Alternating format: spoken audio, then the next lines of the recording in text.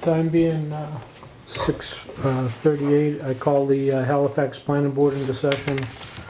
On the agenda, we have continuation of public hearing for Hemlock Lane Mudfest. We have a public hearing for site plan review, number 16 SPR-03, 330 Plymouth Street, O'Reilly's.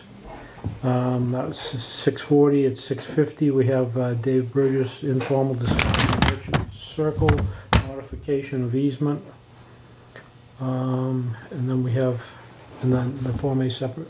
Yeah, that came in late, if we can take a look at it And tonight. then Form A for 395 Plymouth Street. Bills and minutes. Do I have a motion to accept the agenda as read? Make a motion to accept the agenda as read. I second. All those in favor? Aye. Aye. Okay.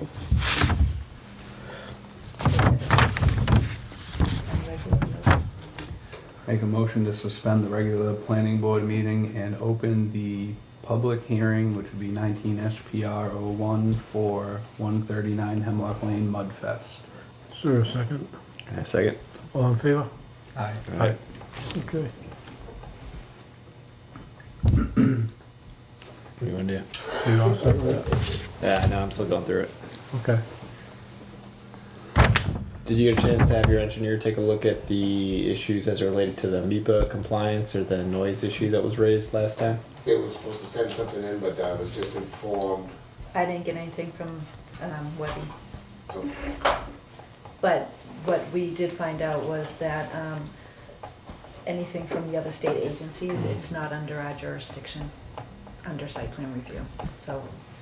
It's not applicable. Mass DP regulations for noise are not applicable because the zoning board already issued the site plan approval. The special permit. The special permit, yeah.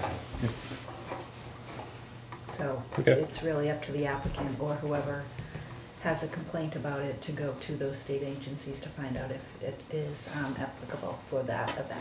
And appeal the decision should there be one. Yep. Okay. Okay. Any other?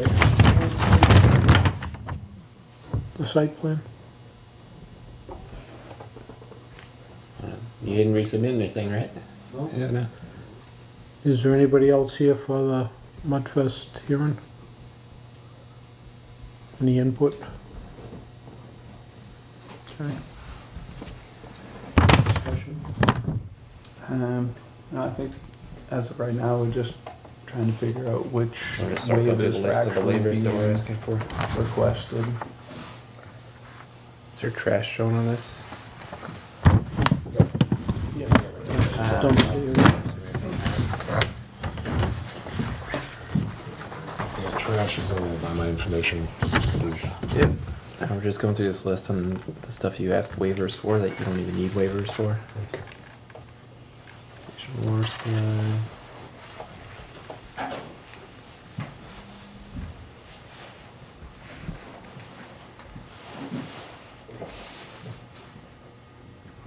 This isn't in the floodplain, right? No.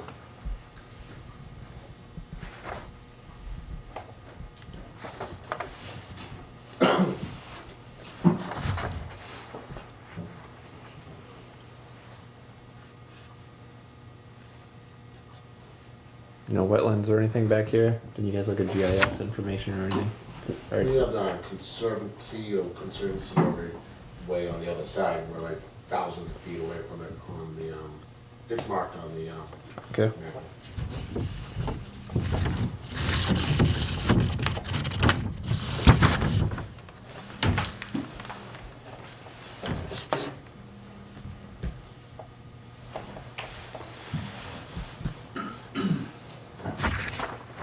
The other fellow mentioned how loud that is when you're opening paperwork up on top of that microphone. Oh, yeah? It's very loud and crinkly.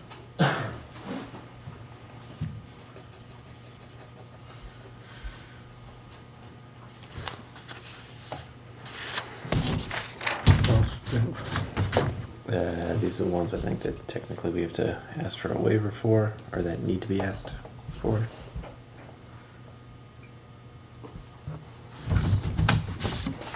A lot of them are just not applicable for this kind of project.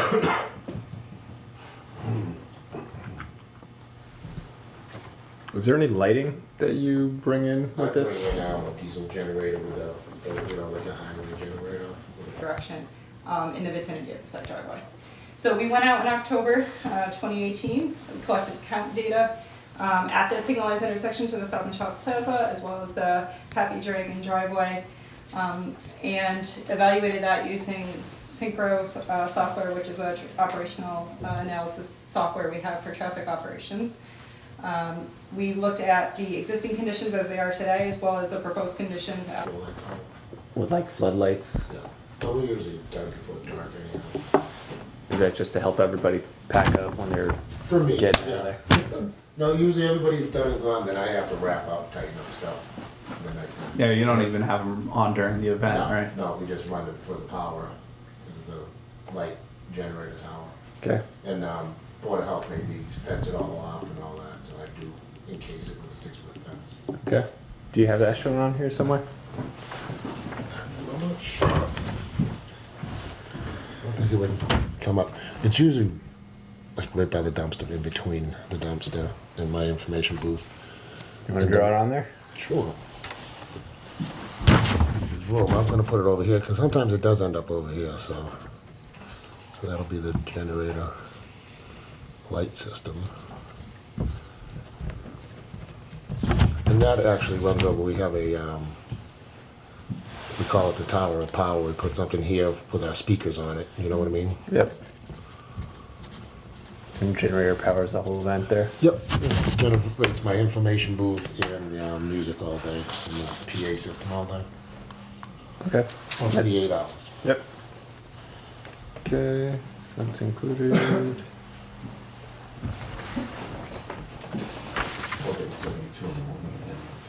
Yeah, yeah. we thought- Alright, wait, evening system No, no, it starts closed. at 9. Name and stamp. This is not What's What's that? This was not stamped. Asking for a waiver on that one. Indication of meeting any specific requirements is not already provided for.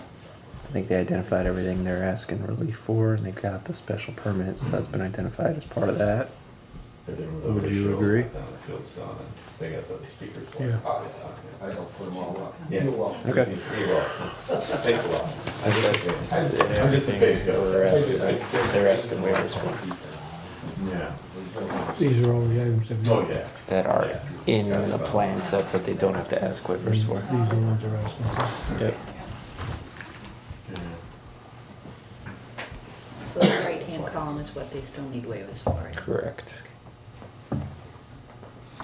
And it's not like setback waivers or anything like that, it's just submission materials type waivers. Yeah, most of them really don't apply to the type of project. Yeah, it's like information, basically.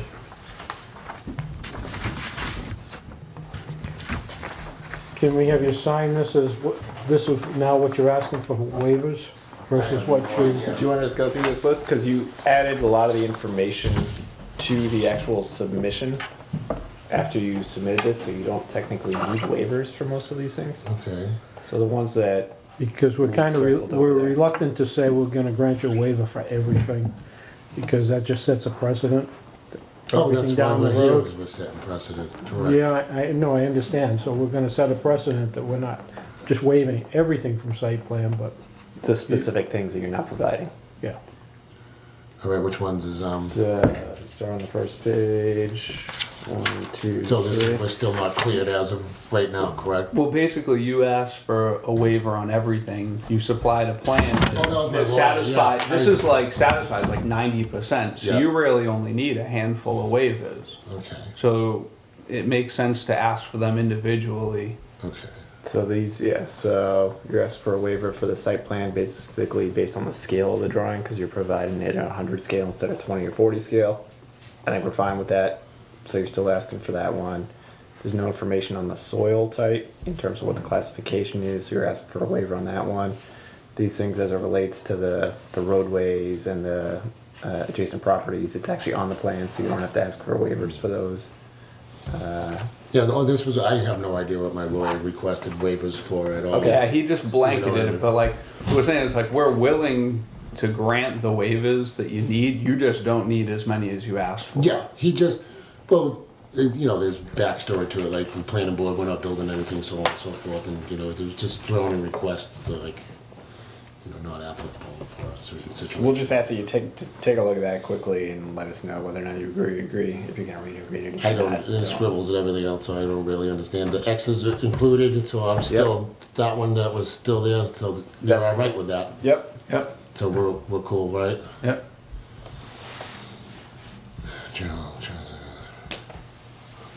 We did that, correct? The 300?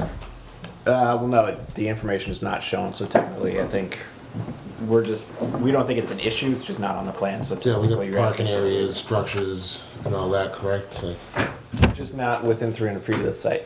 So you have everything Outside of within the the site. You don't have everything. oh, it's just fields, that's all that is. Yeah, that's why, There's no so we're structure willing to there. waive it, because Yeah. we know that it's. This is all it- woods yeah. and bogs and But stuff.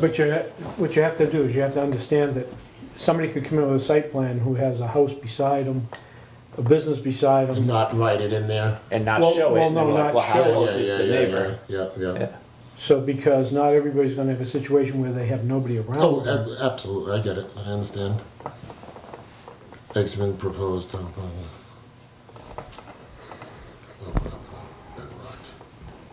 I don't understand that existing proposed. So that's just the contours. So you show the elevations as it goes up and down. It's not on the plans. It's flat. It's not relevant. It's I a don't- field. So it's another one that we don't think is really necessary on this one, so we're willing to grant the waiver.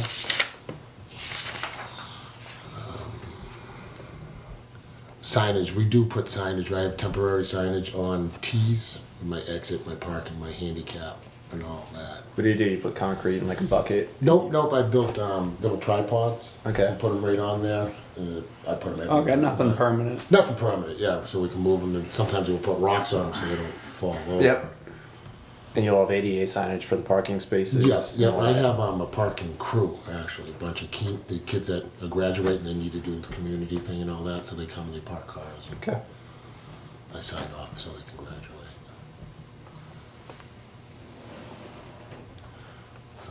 With dimensions of structures and stuff, we don't really have no Yep. structures. You're showing them, but there's no dimensions, so you're asking for the waiver still. Yeah. Yep.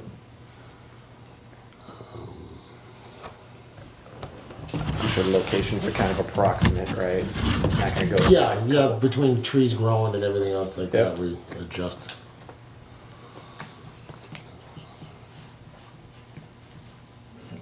The stamps on that, he didn't stamp it? He didn't stamp it. Is that all right? You want him to, Yeah, we're I don't willing to waive that. not applicable? So those are the ones there, so. Yeah, it's really I'm- only a few. Yeah, I'm in agreement if you're willing to waive them, Yeah. absolutely, to continue So you forward. go from 100 to like 10. Right on, but, so I have to sign something saying And what, on the bottom of that you agree to those updated waivers. yeah, so we're not requesting, so I can pull all my requests, or is that what that? Oh, is yeah, that saying? basically It's it's just saying saying That that you're in agreement with them? we're in agreement with the ones that you do need. And we're all right. Yep. Where am I signing? Anywhere? Just on the bottom. Very Sign- formal sign it legal and date it. document there. Today's date is what? 737. I was in a bad accident, guys. So as far as this goes, do I contact my lawyer and say we're done with that right now, or we don't need that? And yeah, so we're done, right? Okay. All right. As far as the waivers go, yeah. Well, You want to stick around? We gotta act on it though, right? yeah. I was, Yep. I mean, if you Oh, guys, it's a it's physical up to you therapy. guys if you want to Good for you. state each one separately or Can we refer refer to the agreement? Yeah, there's only like 5 of them. I could read them in if you want. Just get on the record. So the updated waiver requests are for the requirements on the site plan checklist, requesting waivers for information relating to proposed parking areas and signs, all proposed structures, including their area and dimensions. There's no dimensions on the plan. for the structures. Their exact location, as the applicant mentioned, the location fluctuates based on vegetation site conditions, but it's a general representation of it. Their relation to topography, there's no topography shown on the plan. And their proposed use, they are showing the proposed use. So those are 4 waivers being requested. Also, information relating to the existing and proposed drainage as it relates to a number of issues there. Since there is no changes to the site in the proposed condition, everything's temporary. That really isn't impacted. A request for a waiver of the site plan drawn at 1:20 or 1:40 for this type of project. It's more applicable at a 1:100 scale as shown. The general soil type, there's no information on the soil type, but again, there's no permanent change to the site. General characteristics of property within 300 feet, including structures and their uses, parking areas, driveways, pedestrian ways, and zoning districts. Request for waiver for depicting the existing and proposed topography at 2-foot contours, including any outcropping of bedrock. Request for waiver for final contours, measures, and structures to minimize erosion and siltation during construction. And a request for waiver for the name and stamp of the responsible registered land surveyor, landscape architect, and/or civil engineer. So that is the list of required waivers. It's all 3 pages? Correct.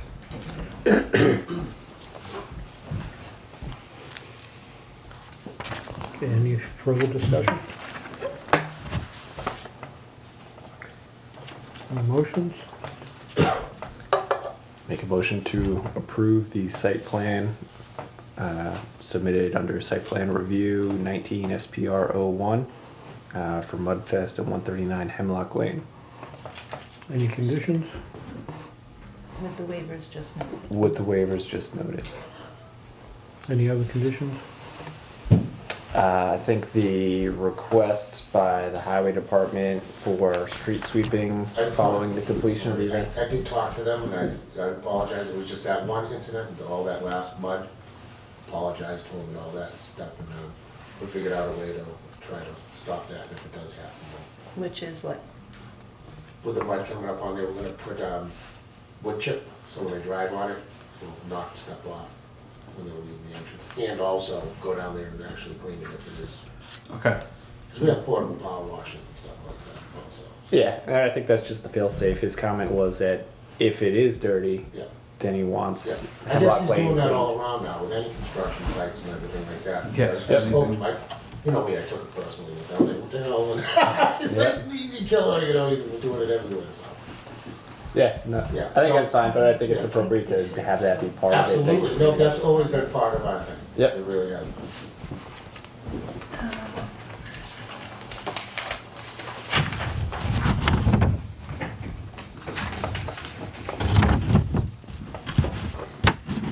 Also, so you know, the zoning board of appeals, the special permit and decision letter needs to be picked up from the town clerk and recorded with the registry of deeds. Is that something you're aware of? I was unaware of that, but I'll be around tomorrow. Okay. Park's not open tomorrow. Oh, Friday. Okay. Yep.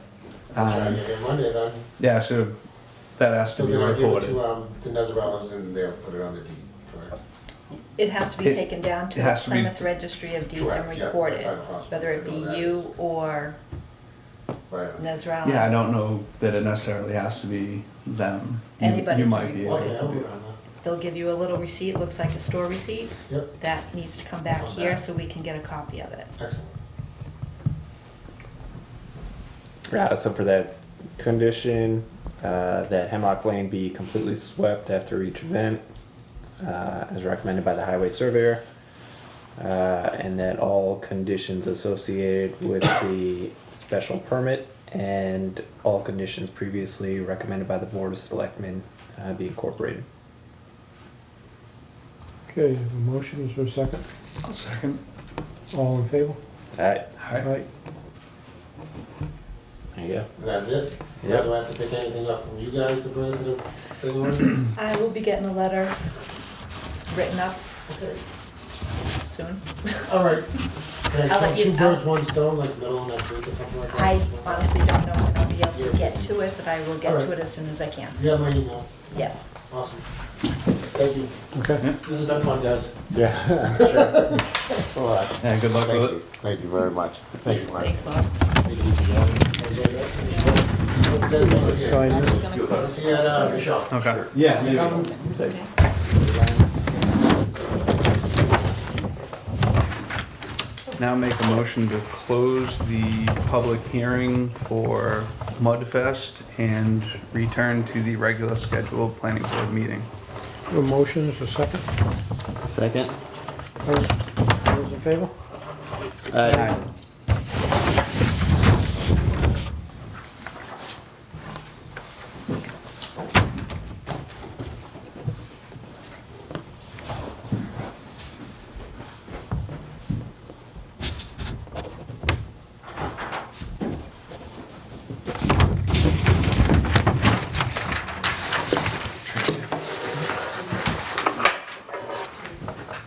Try to prove it above it.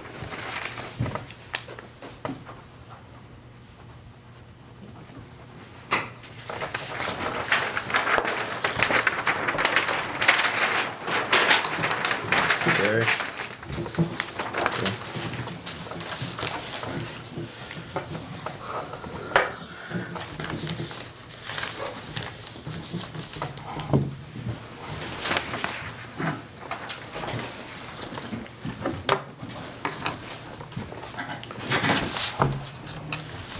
Okay, sure we're late. We need to go into a special hearing for 19 SBR dash 03, 330 Make a motion Plymouth to Street. suspend the regular planning board meeting and open the public hearing for site plan review of 19 SPR 03 at 330 Plymouth Street for O'Reilly. Have a motion is a second. Second. All in favor? Aye. Aye. Good evening, Commission. For the record, Hold on, my Excuse me. hold on. Okay. We just gotta read in the, You have to read in the I notice. saw the looks, I wasn't sure. Go. Notice is hereby given that a public hearing will be held by the Halifax Planning Board on Thursday, March 7th, 2019 at 6:40 PM in Meeting Room 1, second floor of the Halifax Town Hall, 499 Plymouth Street, Halifax, Mass. On the site plan application submitted on February 7th, 2019 by Campbell Lewis of 736 Cherry Street, Chattanooga, Tennessee 37402 for an 7,225 square foot O'Reilly Auto Parts store to be located at 330 Plymouth Street, Halifax, Mass. Said property is owned by Cumberland Farms Incorporated, 165 Flanders Road, Westboro, Mass. 01581, as shown on Assessors Map 63, Lot 30, Book 42758, page 1. Area is zoned business commercial, file number 19 SPR 03. Said site plan is on file with Town Clerk's Office, Halifax Town Hall, 499 Plymouth Street. Notice advertised in Halifax Reporter on Friday, February 15th and February 22nd, 2019. okay? Again, good evening. My name is Casey Birch. I work for Solely Engineering. We're based out of Monroe, Connecticut. We have offices in Braintree, Massachusetts. I'm accompanied today by Colleen Byrne, who is our traffic engineer, who will discuss the traffic aspect of the project. I will be discussing the site plan aspect of the project. So the property is located at 330 Plymouth Street. It's east of Route 106. It's bound by Nasrallah Farm? Thank you. To the north, undeveloped land to the east, and Mutual Bank to the south. It's within the Stop and Shop area, commercial area. There is wetlands located to the south. The majority of the wetlands is located off our site, with a portion sticking in, a small portion in a northern east corner. Switch over. So what we're proposing is a 7,225 square foot O'Reilly's Auto Parts store, similar to an AutoZone if you've ever been to one. Access to the site is about 160 feet from the Stop and Shop main plaza. We are proposing 34 parking spaces, 2 of which are ADA compliant. And the store has a loading area. It's not a loading dock, it's just flush with an overhead door. They load through pallet loading. And there is a dumpster receptacle supported by a concrete pad and with a fence enclosure to the southern corner of the property. The monument sign we're locating on the northern side of the driveway, and the driveway is a full movement driveway. So I will continue on with the fun stuff. So this is the grading and drainage utility plan. The majority of the site for runoff travels to the south to the existing wetlands in the current condition. Could you turn the board a little, just a little bit? I can stand over here too. Okay, here we go. I'm in the way of everybody. So. Alright. Yeah, no problem. So, well, it kind of throws me off standing on this side, but currently the stormwater runoff travels to the south to the existing wetlands. We're maintaining the majority of the drainage area. We're maintaining that same pattern. The parking lot area will travel to catch basins located in the parking area, and then to a water quality basin to the rear of the property. This basin was designed to attenuate the all storm events up to a 100-year storm event. So overall, the site, the peak discharge rate of runoff is less than the existing condition. Let's talk about the utilities. We have sanitary that comes out of the building to the northeast, and then it goes into a septic tank and then to a pump station, and is pumped through a force main to the leaching area located on the southern portion of the property. We have water coming out of the front of the building and coming across the Route 106 to the existing water main on the other side of the road.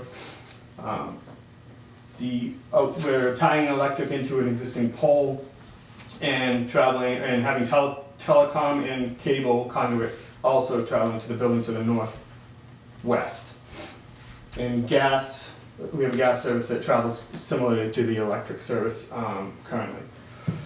We are proposing a hydrodynamic separator in lieu of the water quality, as well as the water quality basin.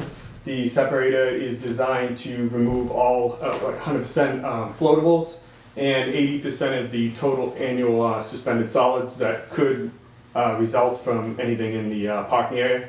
So this water essentially comes in clean into this basin, and then this basin is another aspect of that cleaning cycle.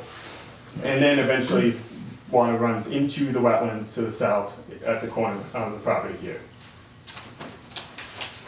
I'm going to show you everything. Yes, we did. All right. Next page. This is good. Okay. If you want to- Yeah, thanks.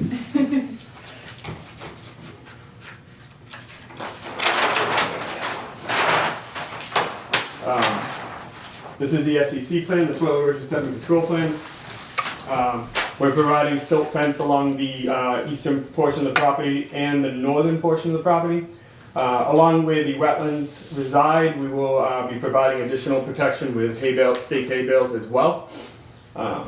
We have silt sack inlet protection for the existing inlets in the road and eventually the proposed catch basins that get installed as part of the project, as well as the outlet control structure. And one of the comments from the engineer was to provide one for the hydrodynamic separator since it had a grate top. So that's easy, we can do that. We didn't relocate the the leaching area protection, which was another comment from the engineer, but that will be obviously around the area of the proposed septic. That way the soils don't get disturbed during construction. And then we'll have a construction entrance in the location of the proposed drive until we need to develop the proposed drive. All right, the landscape plan. I am not a landscape architect, so I will be reading this from a cue card.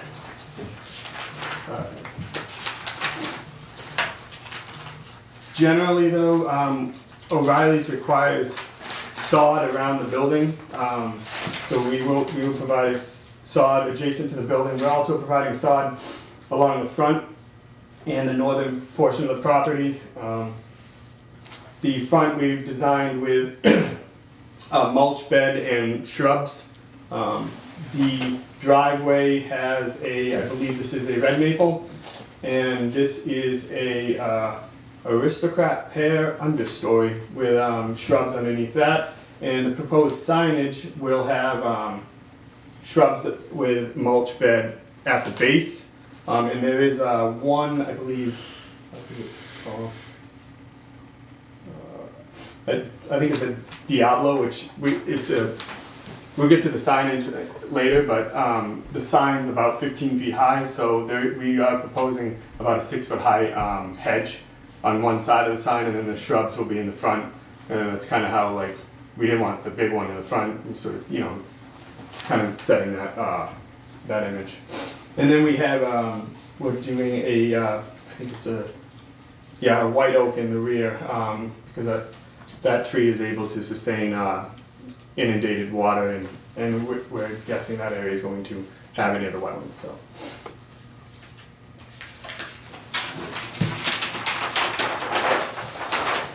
This is the floor plan. The building is 7,225 square feet total. The actual sales area of an O'Reilly's is of roughly 3,200. It's located in this square here.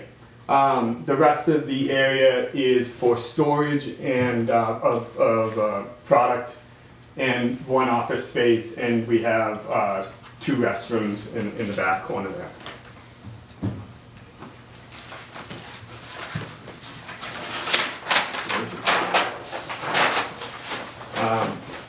So these are the elevations. O'Reilly's typical prototypical building is a metal building, a prefab, pre-engineered metal building. The front will have a pre-engineered metal building that sticks out a little more, and that whole area is their typical red color for their.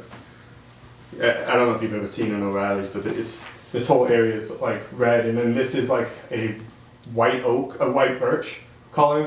They're Benjamin Moore colors. I'm not really familiar with, that product, but so the other we have, it's all a metal building with a metal roofing. The roof slopes to the back where there is downspouts, and that leads into our basin that we are proposing in the rear too. And then the signage, I actually spoke with Terry, and we weren't sure what the architect was proposing, but they are actually not proposing internally lit signs. They know it's against the regs, and I verified with them today. They gave us 2 alts, and we definitely submitted the right one. That is with, so we're gonna have lighting on the actual signage itself with the gooseneck lighting. On the wall sign itself. On the wall sign itself, yeah. Okay. So that'll look nicer than the internally lit. And what about the monument sign? That's coming. Okay. Site lighting, we're proposing a couple wall packs on the building, and there are 2 pole mounted fixtures on the southern side and 1 pole mounted fixture to the north. There is 0 light spillage into the wetland area. We typically have that as a requirement.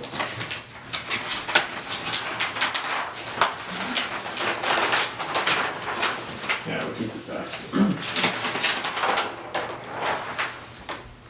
So the monument sign, as mentioned before, is located on the northern side of the proposed driveway. Yeah. Okay, so we're proposing a almost 16-foot high sign. The actual signage itself is 15 feet high. The base is 4 feet wide and it has a width of about 19 inches and it is 12 feet high. And the actual signage with O'Reilly's symbol is 3 by 10. And then up top here, we have an 8-foot wide T for the downlighting of the LED lighting that will illuminate the sign.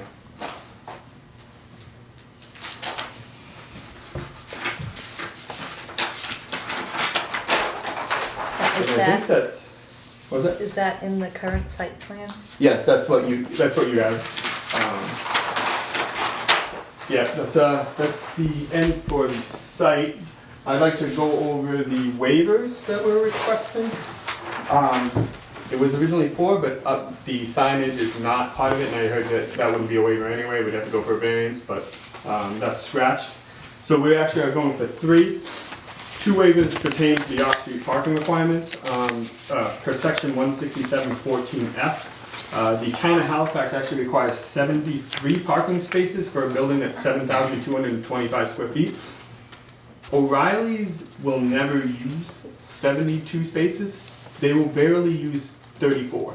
But their requirements are 34, so we are requesting a waiver for the actual parking. Were you able to provide like a functioning O'Reilly's that works off, or one that has in 30 something spots and is going right now? That was something that we had discussed. They, every one that I've designed they actually have 36. We've reduced it to 34 in this case. And they were fine with that. So I'm thinking that they're not telling us the whole story of how much they really need, but their prototypical is 36. All right. I was just hoping you could point to one in the We example. just built one in Pisco, Massachusetts, and we did a parking study for it. Okay. We prepared a parking study for O'Reilly's in Pittsfield, Mass. That's just recently constructed. We actually studied 3 locations throughout Connecticut of various O'Reilly's sites that are currently under operation. And I believe the peak demand was 14 parking spaces during a Saturday afternoon, which is typically, And that was a similar sized building? yeah, all of Okay. their stores are typically around 7,200 square feet. Yeah. Okay. They try to stay under the 7,500 threshold. I think for sprinkler systems, a lot of municipalities, if it's over 75, they need sprinklers, and O'Reilly's like they designed it for that, so to stay underneath. Okay. Actually, it's 35,000 cubic feet will require sprinkling. 35,000. Oh, Cubic. for wow. Cubic. It's a 3,500 square foot building, 10 foot tall, right? I'm doing my math right. Sounds right. You can check Adding with the zeros. building Okay. inspector. Yeah, I'm pretty sure. I know we did one in Taunton. It didn't go through, but I remember Not reading the enough Mass Code on that, and I think it definitely said there was a number that they are. I forget what exactly it is, but they weren't required for a sprinkler system under that identification number or something like that. So, I mean, I can definitely double check for sure. But Well, you'll know when you go through the building permit process. true. And then, so the other waivers is another parking waiver.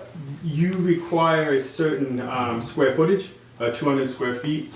We are providing the majority of our parking lot with 200 square feet, but there is parking along these 2 parking actually stalls. We reduced to 18 by 10, so it's 180 square feet, and we're asking for a waiver for that. We kept the 200 for the front area, but yeah. So Yeah. how many spaces do you need a waiver on? Let's take this one out. You said that, yeah. 72 down to, No, just for the reduced size, how many you Yeah. needed reduced? Even I'm just 10 by gonna double 18 check is with the bigger than actual most. site. 10 by 18 is bigger than most municipalities anyway. Yeah, it's 9 by 18 is like the typical that we've seen. well, we have bigger vehicles here. Yeah.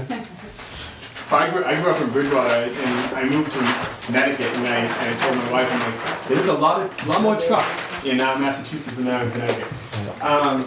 18 by 10, yeah, so it's 11 plus 6 is 17 parking spaces under that. 17 of them? Yes.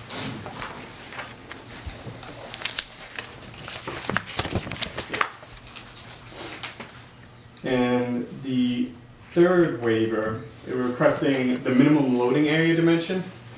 In section 167-3, it defines a loading space as a minimum of 14 feet by 45 feet long.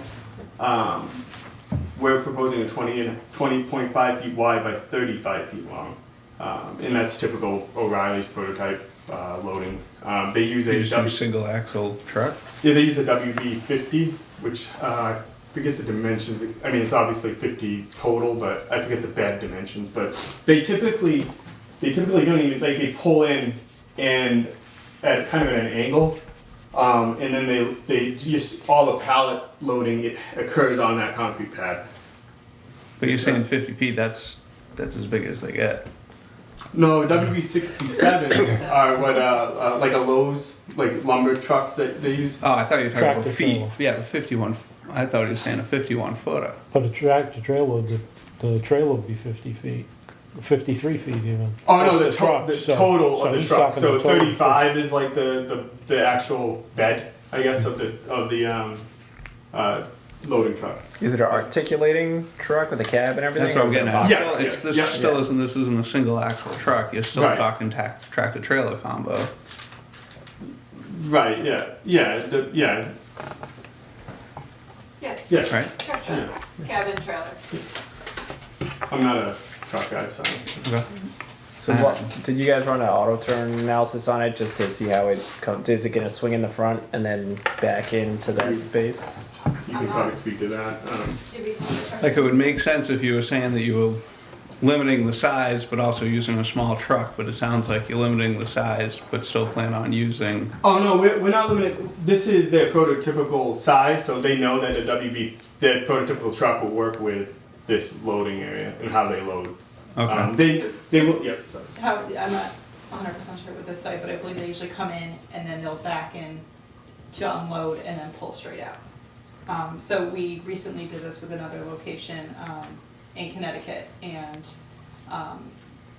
they do use WB50, so they're able to make the turns within the site for the vehicle that we're proposing. Without. Yeah, because WB50 is just it's the wheelbase 50. That's your radius for turning. Oh, okay.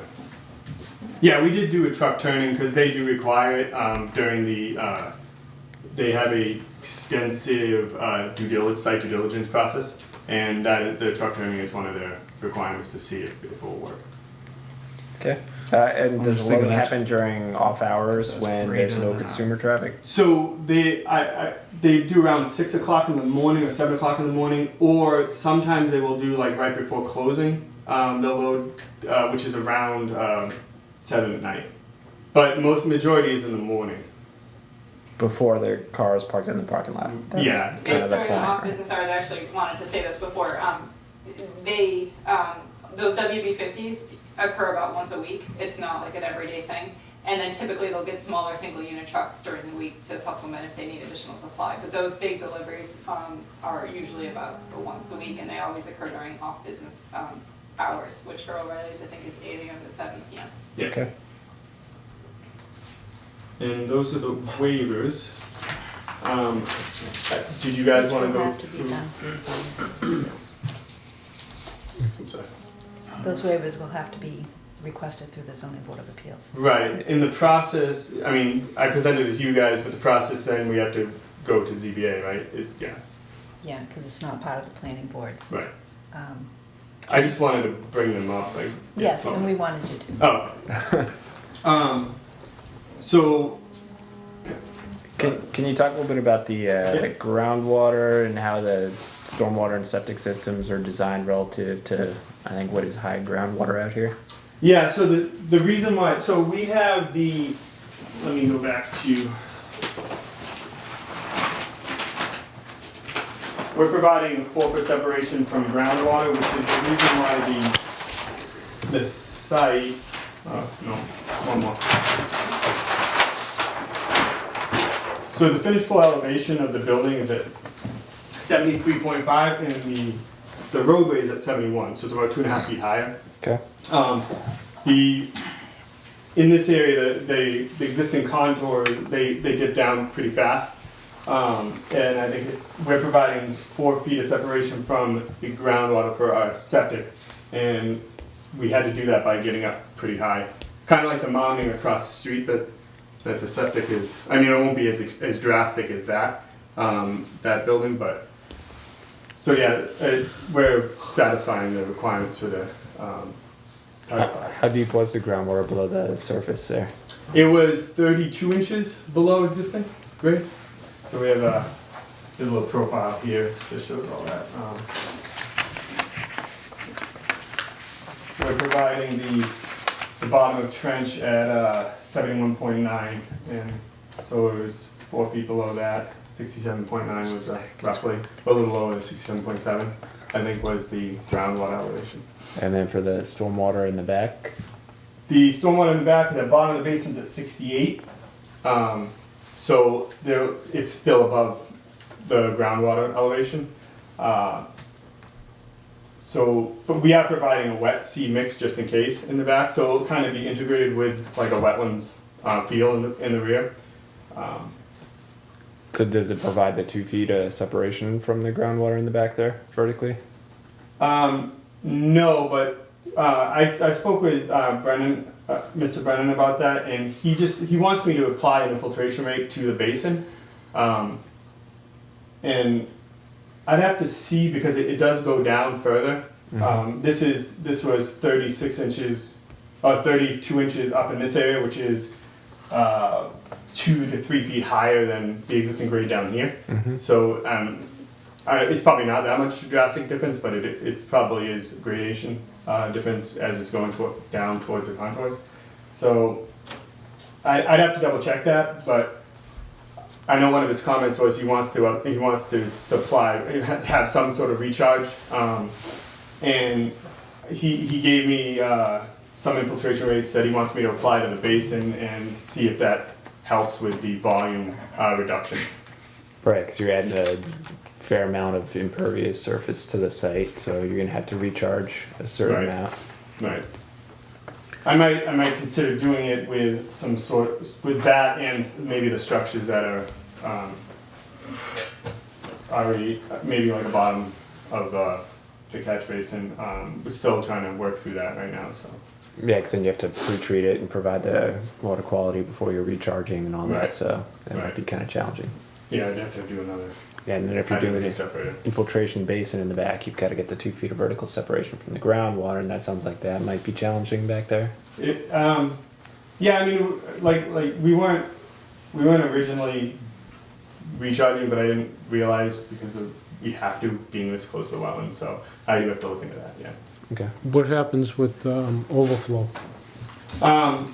So when this fills up, it goes into this outlet control structure. It doesn't actually reach, I don't believe it actually reaches the top, so everything in a 100-year storm is able to come out of the pipe and enter the wetlands to the north here. So it detains the water in the basin for a 100-year storm. Do you have any sort of energy dissipation at the outlet? Some riprap? Yes, we have some riprap, and we provided riprap in the emergency spillway just in case, we ever get a 500-year storm or something like that. If we ever get a 500-year storm, I mean, there's a lot more problems everywhere, so. But yeah, we did provide all that riprap. And you're going right up to the wetlands here. Yes. Do you foresee that being a problem with conservation? Well, I'm gonna find out soon. Yeah. We did make it aware in the application, but there's really not much room there.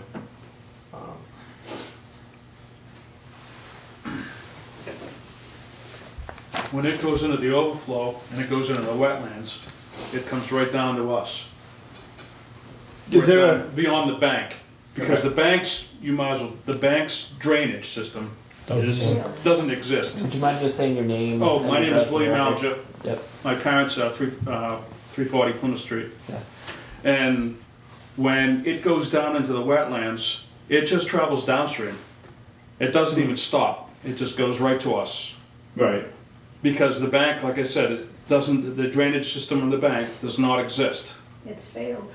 It is full of 30 years of trees and brush and whatnot, so it doesn't exist. Okay. So something's got to be done with the overflow, because that does not work for the bank. Right. So Well, so the pond will detain for a certain period of time, and it will make us. This pipe will alleviate some of that overflow that's all coming down at once. Like the basin was designed to detain up to a 100-year storm. So. It doesn't make any difference. I'm Tina Alger. Okay. Right now, that bank has failed. The retention system is just a little ditch, and there's trees growing in it. right, It's basically the same. overflowed onto the wetlands in the back, and now the wetlands and the water that is in that ditch from the bank is flowing over our land and washing it away. So I don't see how that's gonna work. It's gonna make more water and more problems for us If- before it gets to the country club. It The water will. flows. It will reduce the peak discharge rate. We have designed it to reduce the peak discharge rate. So the rate of runoff will be less than the existing condition now. So it will improve in that respect. Well, I don't see how it can improve what we got now. Because the bank, it isn't working, and we got a lot of water, and it's just going, Is that a maintenance issue with the bank, or they Oh, just yeah. haven't maintained Oh, it at it's all? been, they won't Yeah. do anything they won't about do it. anything about it. No, They won't do anything about it. I mean, there's trees growing up in it. It's failed. It's been failing now for the last. So then 20 years. conservation should be able to issue some We've sort of been- a consent we've been decree. here. Wasn't John been Peck there? supposed to be doing something? Yes, but well, we were told that it wouldn't get done. yeah. Because they should have a plan in place, like. these Well, the bank folks should laid take out. care of that, and that should be probably incorporated with that, and then have it go Yeah. somewhere else. They're required to maintain. But even if that pipe can go through the wetlands over into the ditch, where the water should go. Can we bring up the aerial map again, and maybe we could just show where the ditch is relative to the wetlands? I mean, just to get rid of it. But right now, it's coming down to us. Is this the bank you're talking about, right? The No, the bank bank is is right next door, right the here. south. Oh, the bank. Oh, I'm sorry. I'm thinking The bank land is- bank. Sorry. The bank is here, we are here. So this is their drainage system is right in here, Mhm. that is just full of trees. Okay. So now your drainage system is gonna be here. Yeah. And it's gonna come out the back. Yep. And go down and fill the wetlands. And this here is saturated right now. We used to farm this land, Okay. all this land we used to farm. You can't walk out there. It's wetlands now. Now So if you could get people to put it into the ditch so it comes down, and John is supposed to move that ditch, well, we're supposed to do something here to block all the water from going onto us and then go down into his land. And we're gonna do away with the ditches. But something has to be done with all this water. I mean, it's gonna be wet still, but something has to be done with the water from you and the water from the bank, because that is nothing, does So- not exist. what is this? Is this a kind of a stream that's? I don't happening? know what that is, that's not a ditch. That's probably just part of the wetland, so it's all mapped on your plans as a Right. wetland now, so whoever delineated it, treated it as much, even though it used to be a farm, right? So like you're saying, I it's all mean, wetland. somebody should go down and take a walk and take a look at the bank, because like I said, it's full. I mean, it's just chock-a-block full of trees. So more water doesn't work for us. So as it related, have you run the analysis to see if the volume is also being reduced in the proposed condition? I have not because we haven't designed for recharge, but I talked with Brendan today and he gave me the rate to use for this area. What was that, by the way? Oh, Do you know what kind of soil he was calling it? well, it's 0.52 inches per hour he said to use. Okay. So the higher one, I think. he said. Yeah, it's on the higher side. Okay. Did you do any test bits or any It's all pretty investigation tight in the soil. back there? We have in our engineering report, we have a geotechnical investigation that did where the building is and on the corners. So, I mean, Is that different than a test pit? I don't know. yeah, it's boring. It's Okay. boring. It tells the soils. And But you did test bits for the septic design, right? yes. Did Yeah. you do any test bits in the rear of the property there also, or only just No, in the because- area where the septic's gone? No, we just where the septic went. Yeah. Okay.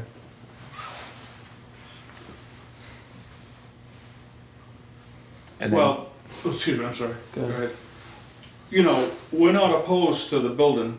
I'm sure we like to see, you know, it go through and whatnot.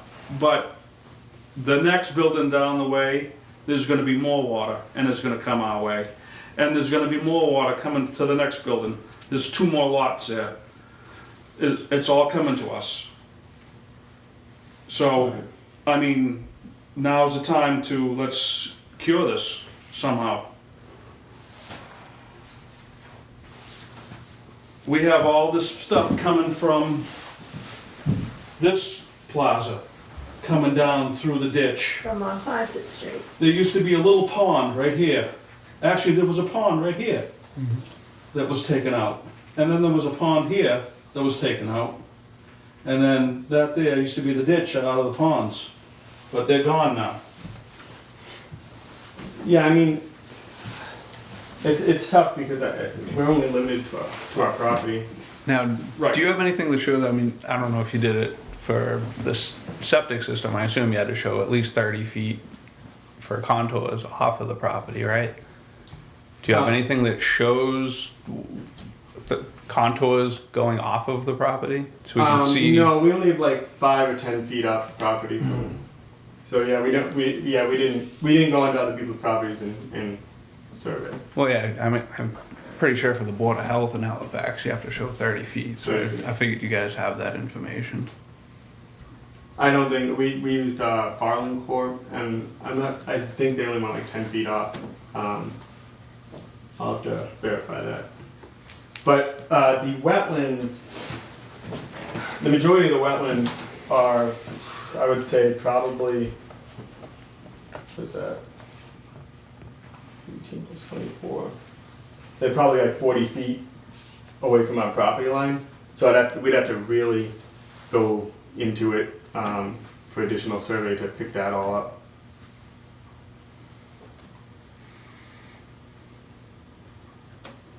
And then there was a comment by the peer review engineer also that because everything currently does pitch to the wetlands today, I think a portion of the front, the westerly portion of your site does now drain towards Plymouth Street. Yes.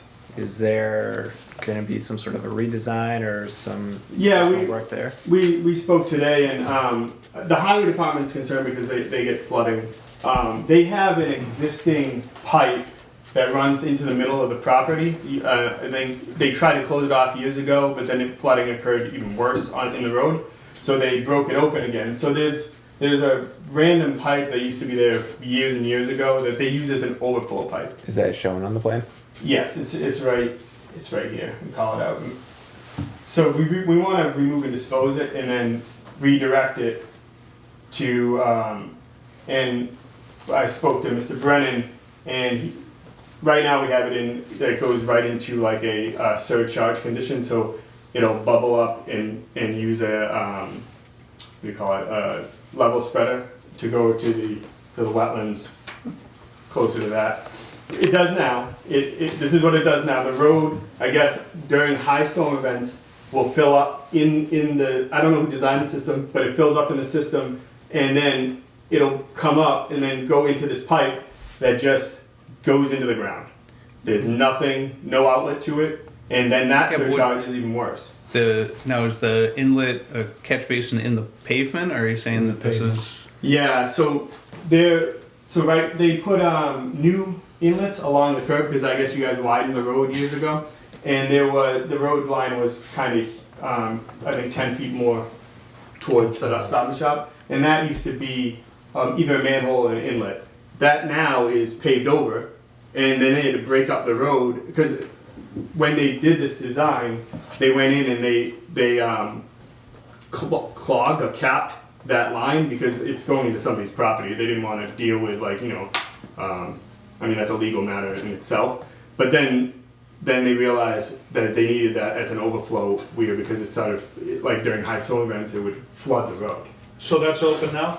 It's open now, yeah. I don't think so. No, I think what he was saying is the pipe just dead ends into the dirt. Into the dirt. And Oh, it just is, okay. And we'd be opening it Because now. it was all coming down to Otto's Pond. Yeah, All it's that all- water was coming into Otto's Pond. Is that the And one they that did used to away with report? that pipe that was coming into that property. They blocked it off when they Yeah. put the new road in. Right. Right. So all of that water was coming down to Otto's Pond across from the fire station. Okay. Yeah, I mean, the guy from the highway department said that they definitely had to reopen it, so that's the information that I got.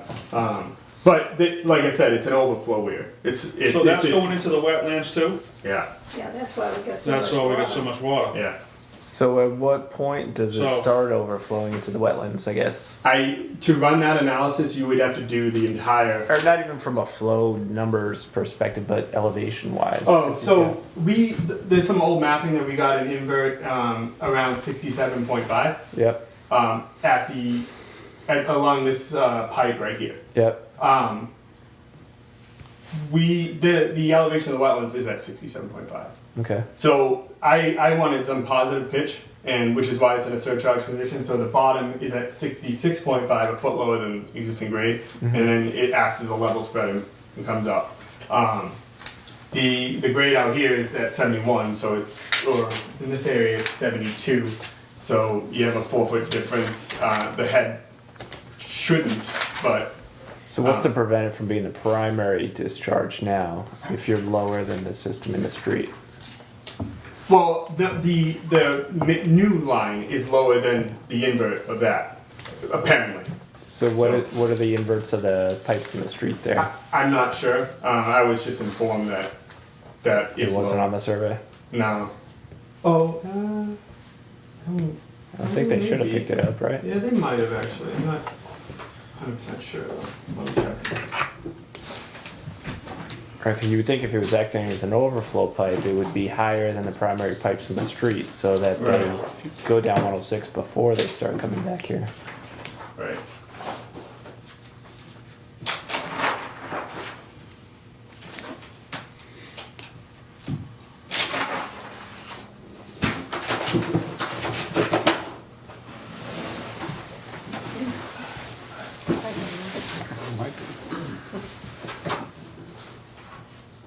Yeah, it looks like it's roughly the same elevation. So, Yeah, it's at the same elevation. so that could be every storm event, and now you've Yeah. got kind of a free discharge. Which is what it's doing today. Except now it's going into the ground, so as if My client, the property owner, would love to close that off. Like, I think the highway department is adamant not to, but it's going into their property, and they would love to. If it was okay with you guys, we would love to close it off and not provide that overflow, and it might help the situation in that area, but it won't help probably outside the front. but it might make sense maybe to raise the invert at the street so that it's not gravity flow straight from the street out to the back. And we probably would have no problem with that, as long as the highway department doesn't require a calculation, because that to design that whole system, we'd have to do the entire analysis of the whole system to see if it actually works and see where the hydraulic head is in that area. But if nothing else, right? So you bring Right, it to we the could- crown of right, the pipe. we could put so up the crown of the everything pipe. that's at 106 goes down 106. Yeah. And at some point, it actually is an overflow pipe instead of the primary True. path going out. No, I totally agree. I just don't know how the highway department's gonna feel about that. And then maybe route it through the same basin that you have in the back, and maybe you could regulate the smaller flows by having it also go to the basin in the back there.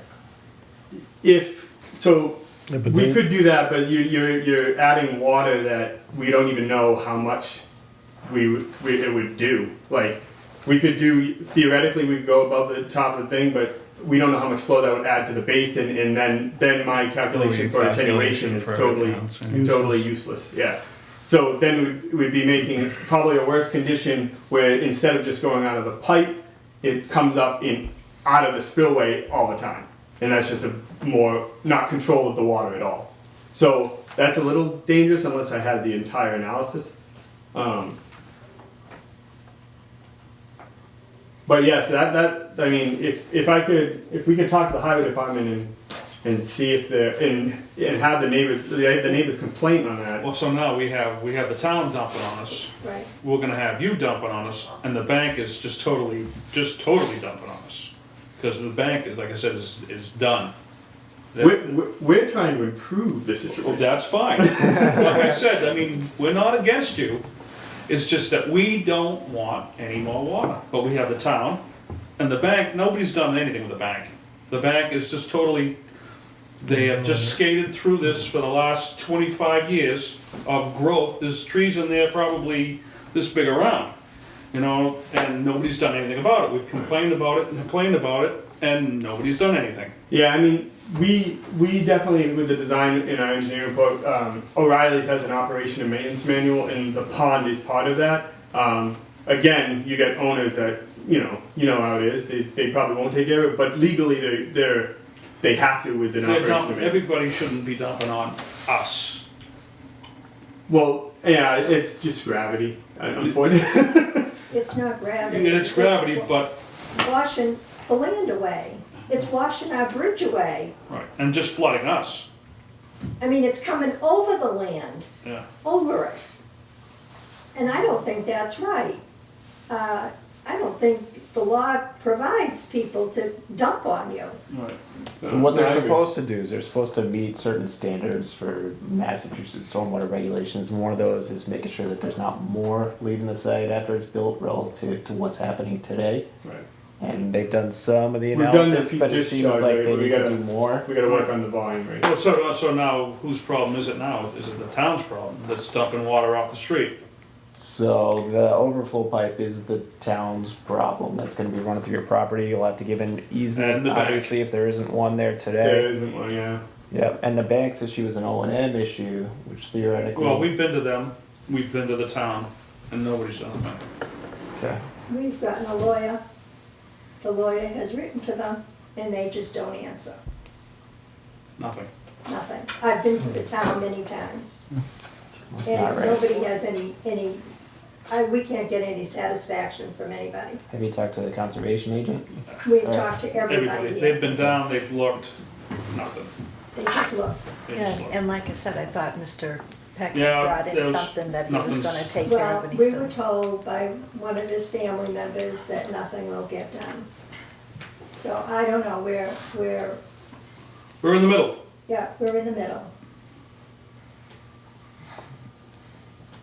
And we're getting the water. Go in there with a big backhoe and a lot of. No, can't do that. No, can't do that. You can't go near the wetlands. You can't go near the wetlands. Down your- That was, we farmed it. Yeah, At one point in time, that was nice farmland. We raised corn on that land for years. Yep. We have all the pictures, we proved everything to everybody, and nobody wants to hear a thing. So, So if you'd like to come down and just take a look. see what we're talking about, we'd like to have you do You it. can't walk across that field now, because there's so much water in it. Right. Now that we're looking at that plan too, there is an easement on the property. What is that easement?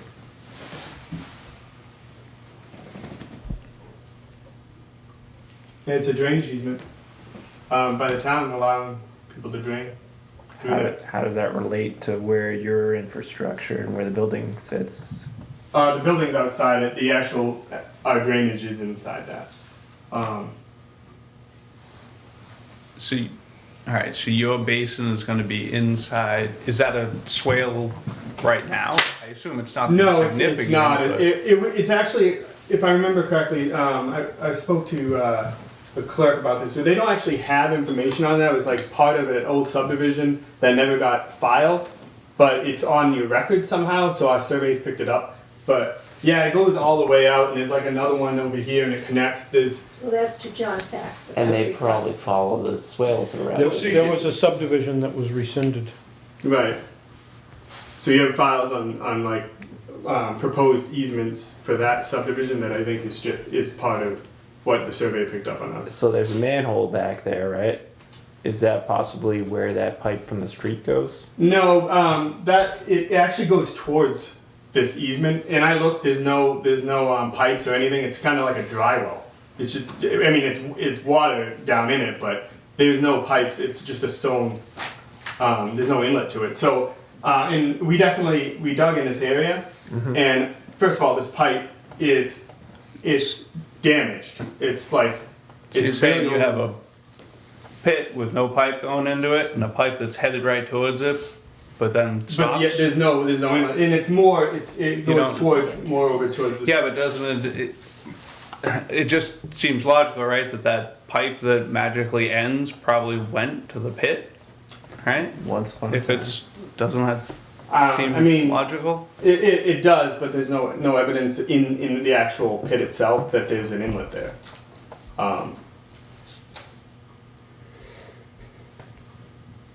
There were some other pipes that came across the field too before. So I think that the biggest problem is the bank. The bank's your biggest problem because it's not allowing the water to flow through us. It's flowing over us. How do they attenuate their water? Does anybody know? They've got a retention pond like you do. They have all the riprap. infrastructure and everything. I don't know. I saw it like 2 or 3 years ago, maybe. But I think it's a similar thing. It's just a vegetated basin. Just a outdated riprap that's got trees in it. And it has this big cement thing in the middle of it that when the water overflows, it Oh, goes, so it does have an outlet where. Yes. yep, but it flows onto us. It doesn't flow into the ditch, it flows on us. The town wouldn't, when the bank was being built, the town wouldn't let the water, their water from their retention pond go through the pipe underneath our little bridge into the country club. They wanted it to, the town wanted it to go over our bridge and down into the pipe. But the land is washing away. And now the wetlands, there's so much water from behind the bank in the wetlands It's encroaching on us, that's coming over on us, which is making our land wet. gonna be wetlands. And that's not right. Where does the rest of the pipe from 106 drain? Do you know where that drains ultimately? Discharging? It just But drains out It into goes the. it goes this way for sure, right? But that No. easement No. is No, it goes granted across to the the town street. of Halifax? No, the drainage. No, it's not. It's drainage not pipe down the actually. road. It's It goes it's down on some 106 and then some does it plans kinda that come were towards never. the Should go Right down right to to never, the fire station Yeah, it filed. goes to the fire station. and on goes the out into the pond. pond, Oh, out there? or goes to the ditch. Okay. So if you could block that line off or make it act more of an overflow instead of just kind of a primary path, that might help. Yeah, but what I'm also wondering if if that pipe actually connected to whatever said pit is there supposed to be a drainage line that falls in that easement? If somebody went down there with a shovel and dug it up, could they actually connect the pipe to that and now the water's gonna shoot down where that easement is? No, so there's old subdivision plans that show a proposed pipe that goes. There's a road that was supposed to come up through here, and you guys were gonna pipe. Yeah, it makes like sense. some sort of Wouldn't make the easement for nothing. right, and that's what it was. But then it was never built. But the easement. No, The the easement- subdivision was pulled. That's the Yeah. It was rescinded. Yeah, but that's what I'm getting at. If we never recorded anything, how does he know that there was an easement there? You have a lot of maps in your files with that subdivision. It gets recorded at the registry of deeds, so somebody. No, either- it It was recorded, and then it was rescinded afterwards. Years. Alright. So it was approved, Okay. and So then taken our- off, and Form As were created on the street. Our survey probably should not have put it on there because it's not it was never filed as an easement. But it was recorded, so technically now you have to vacate it because it was recorded on the property. If you're doing something in that easement that's not supposed to be in there the way it's written. But like you said, maybe the drainage that you're proposing is allowed, and it's just not the buildings that you could place there. Okay, so So that's just something to think about. Maybe Yeah, you want to it could- consider vacating that if you don't want that encumbrance on your property. Okay. Maybe you don't. yeah, I mean, I'll look into it, but the mapping that I definitely saw was there was that proposed Subdivision. road in the piping for it, Yep. which was never built. So I guess this was a pretty large subdivision, right? No. Well, no, it had like lots over here, and this road coming up here, and there's like a flag lot, if I remember correctly, from the maps. I think it was maybe three lots, but that was done a long time ago. No, Russell? Yeah. Russell. Yeah. And then that was taken out, and then they went back and they just did a Form A, and then they recently came in with another plan showing the road going in and a proposed Multifamily. multifamily in there. And that one never went anywhere. No. Well, that was only a site plan, Well, they did go to ZBA for a special permit, but but it was only a site plan, it wasn't, no, they actually applied for a special permit for I multifamily. understand that, but it was a site plan. They didn't come in with a subdivision plan. No. We signed a site plan. We didn't sign a subdivision, so that wouldn't have been recorded. That's what I'm getting at. Okay. The subdivision you're talking about would have been years ago. Okay. Because they kept coming in and saying that we're gonna put a road in right beside that lot. Come up to the light and then go in there with a road. And then this lot would have access on that, the lot on the other side would have access on it. That would put everybody off of 106, but then that never happened. How does the, getting off drainage a little bit, how does the building sit within setback requirements? Are those the setback lines shown on the plan? What is that? No, those are the limits of the cultivated land. Okay. But yeah, we're within the setback requirements for the building.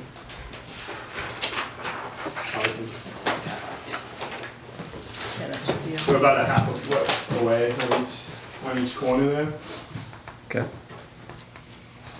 Oh, this one doesn't have either, so go to site plan.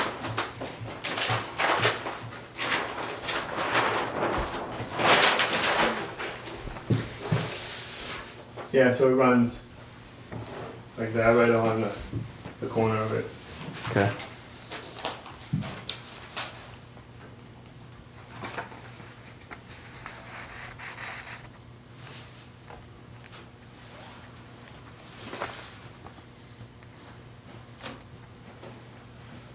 You want to talk about the traffic since you came all this way? You need, Just for the aerial. Can you just state your name again, too? Yep. So I'm Colleen Byrne with Solar Engineering. Offices at 501 Main Street, Monroe, Connecticut. I'm the traffic engineer responsible for the traffic impact study prepared for the proposed development.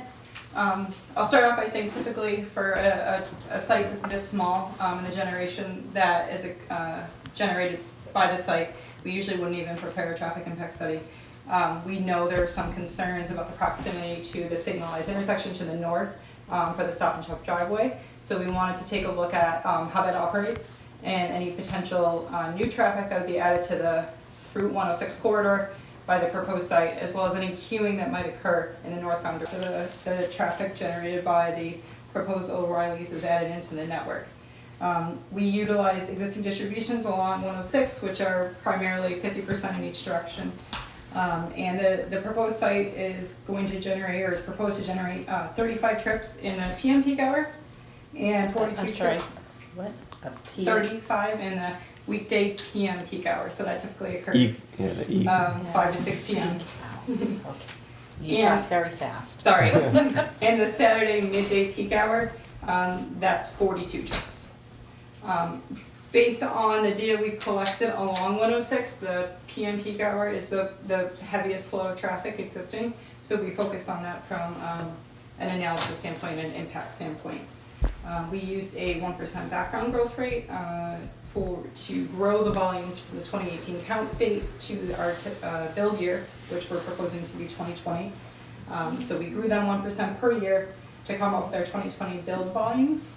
And this, as Casey said earlier, our proposed site driveway is 1 lane in, 1 lane out, stop controlled. So the proposed site driveway in the build peak hour is expected to operate at a level of service C in the build condition. So levels of service are graded for intersection operations on a scale of A to F, just like grade school. So a C is considered average and is acceptable in this case. And that's only for the stop controlled approach. It doesn't apply to the free flowing movements along Route 106.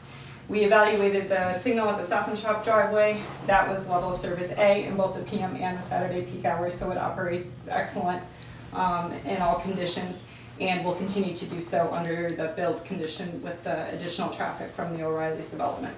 You've never been there getting out of Stop and Shop and waiting like 10 minutes for that light to change then. Honestly, I drove through 3 times today at 5:20, hoping to see something. I was more concerned about the queuing northbound, and there was nothing Yeah, going but on if you're at today. Stop and That's in Shop October, trying too. to come out, you That's in can't get out. October, too. Do it in July. Yeah. When did you guys take the trip count? It was October, as we did data collection. What time was it? Was it for For the PM, we count from 4 to 6 PM, so we do a 2-hour period, and then we identify the 1 hour of the heaviest flow. Okay. And then Saturday would have been 11 AM to 1 PM. Okay. Now, were you just driving down 106 or were you actually at the Stop and Shop No, light? you might have seen someone, they sit in a car for 2 hours and count every single car that goes through there, left, right, through, every single movement. So it includes coming out and going in. I can give you a little bit more information, just because overall the intersection operates at a level I'm just of saying, when service you're A. coming out of Stop and Shop waiting for that light to change, it's very long because there is so much Yes, traffic. it gives primary priority to the main line to Right. keep that moving. So sometimes, and hopefully it's because the signal's operating properly. There are microwave detectors out here, so there are detectors looking at the approach. You can see there's cars queuing Yeah, they in ignore the me. They area. don't like me, they ignore me.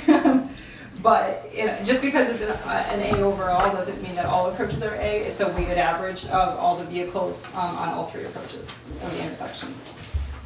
So just looking quickly, I can tell you that about the queues. That was my primary concern here, was that vehicles queuing going northbound on 106 and how that would impact the potential driveway operations. In a peak hour, we look at the 95th percentile queue, which is the one cycle of the traffic light that would generate the most distance of queuing of vehicles. And that occurred in the PM peak hour. In the northbound direction, that distance was 193 feet. And then the average queue, which is what you would expect to see on any other given cycle of the signal during that hour, was 94 feet, which does not extend back past the driveway, which is 160 feet back from the signalized intersection. The Saturday peak hour was even less, at 137 feet, and 67 feet is the average. So we're not expecting to see any queuing from the signal past our site driveway, which would ultimately prevent vehicles from getting in or out. And then just in case, I wanted to go make sure that there would be sufficient pavement width in the southbound direction, say someone did stop to turn left into the site. And there's pavement width in this area for a vehicle to bypass on the shoulder to get around a vehicle that would stop. Is that due to the roundings for Happy Garden there? They have a Okay. very generous driveway. Yep. But in all fairness, there's Right, we're 9 not supposed to be vehicles doing during the course of an hour that will turn left into the site coming southbound on 106. If you spread that out, that's 1 vehicle every 6 minutes over the hour, and that's the peak hour, that's the worst hour, the heaviest traffic. So in reality, it's probably not gonna happen, but in case it did, there's pavement width there to support that. However, Hmm? however, you're not supposed to be passing on the right if someone's stopped in the road. Sure, you shouldn't. So and can you really people be do- using that No, as I'm any not, type and that's of what I'm saying, like, analysis? it's not going to happen, you know, in the 9 vehicles that turn in, but I wanted to make sure that there's not a potential for any deficiency. The Synchro software did not report any deficiencies or queuing issues with that movement, and I wanted to verify, so we went out, we measured pavement width. If there's adequate width there, should people do it? No, but do they do a lot of things they shouldn't do? No. Yeah, exactly, but we're not relying on it, is what my point is. So your data showed that the traffic stopped at that light would never back up past the opening of the road? One It cycle, did in the yeah. peak hour. It went to One cycle in the peak 195. hour.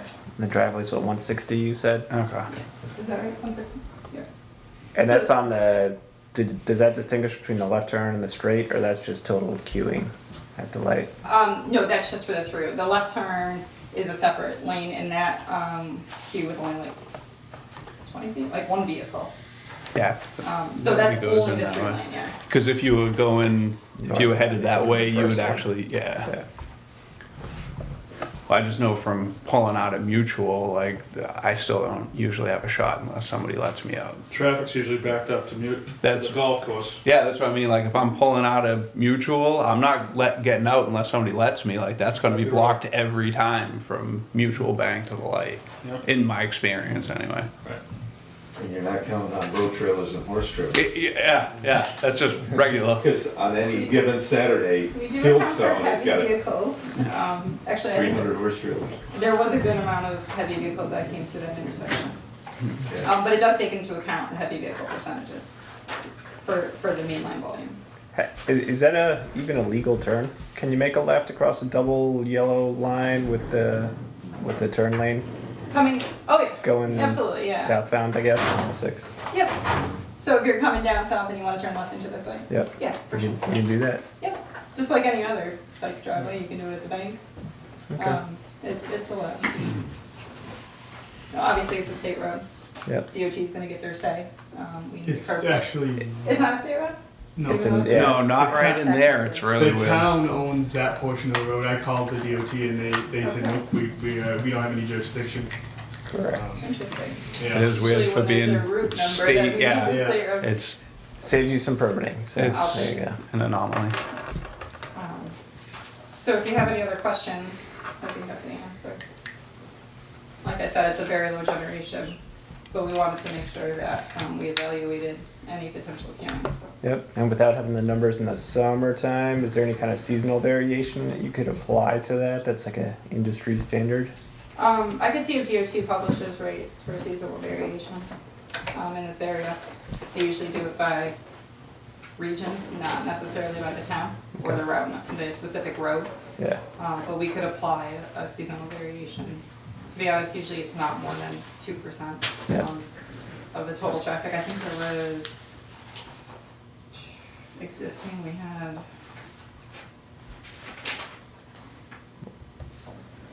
Why do you think? 650 vehicles in a PM peak hour, Okay. each way, sorry, so like 1,200, 1,300 vehicles total, in that segment of road. And you can, as a general rule of thumb, the peak hour traffic is usually about 10% of the daily traffic.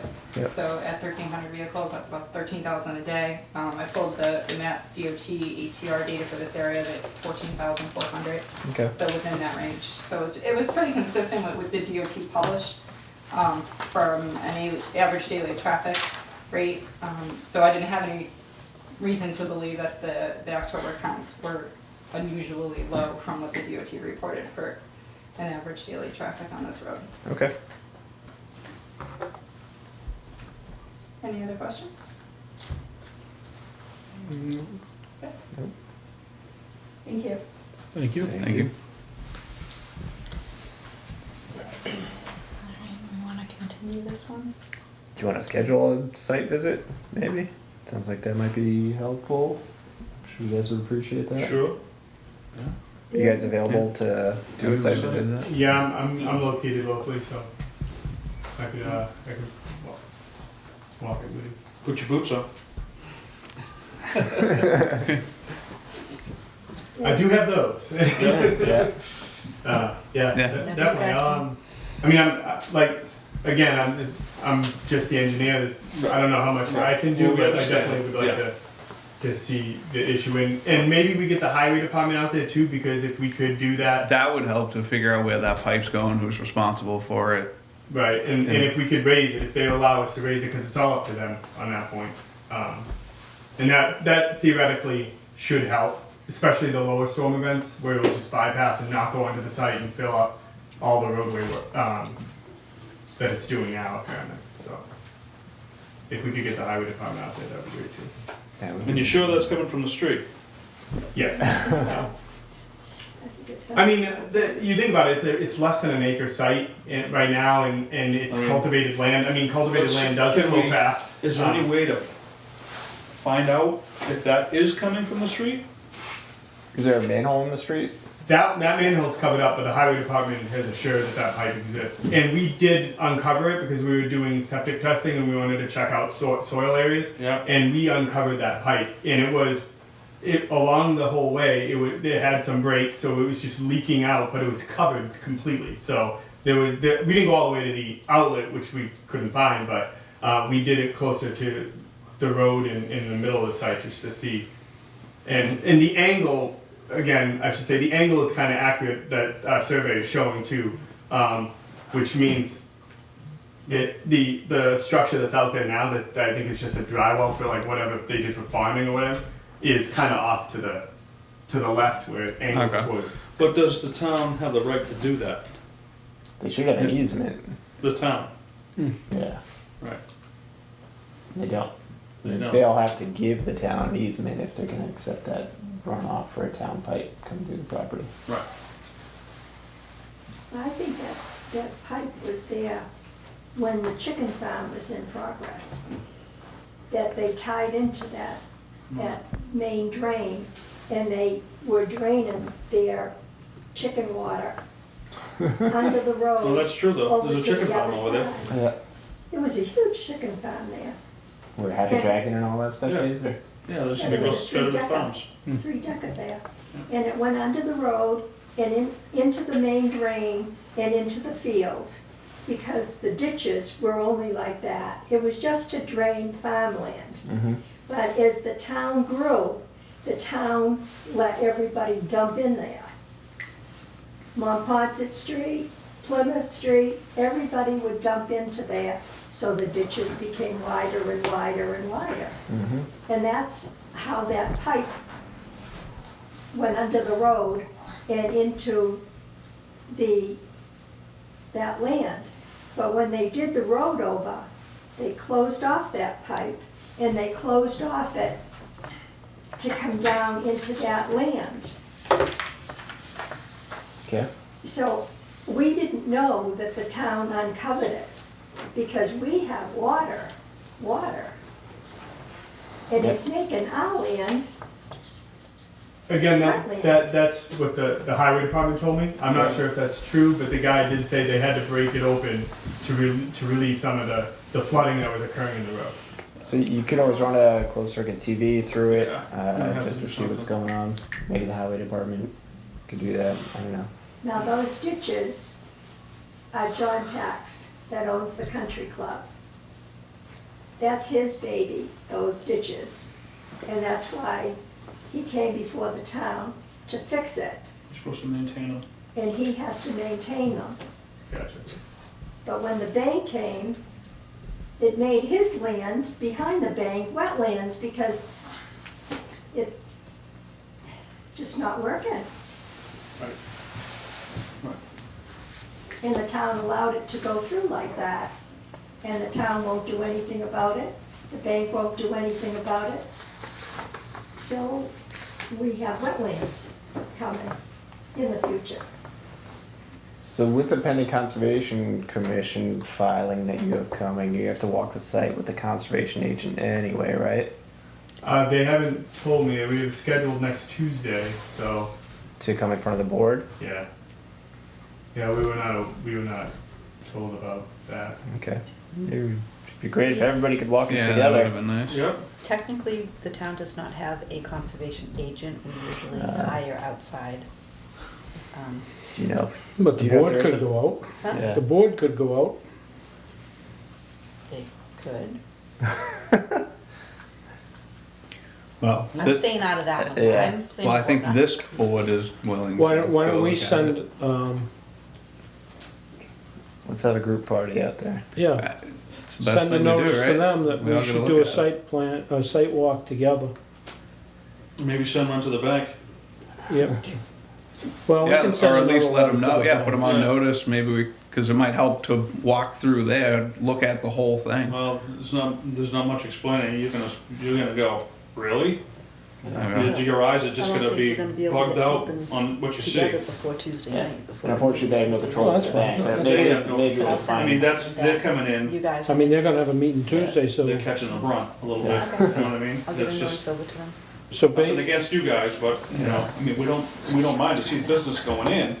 It's just that we gotta do something about the water, because the next building's gonna dump, and the next building's gonna dump. You know what I mean?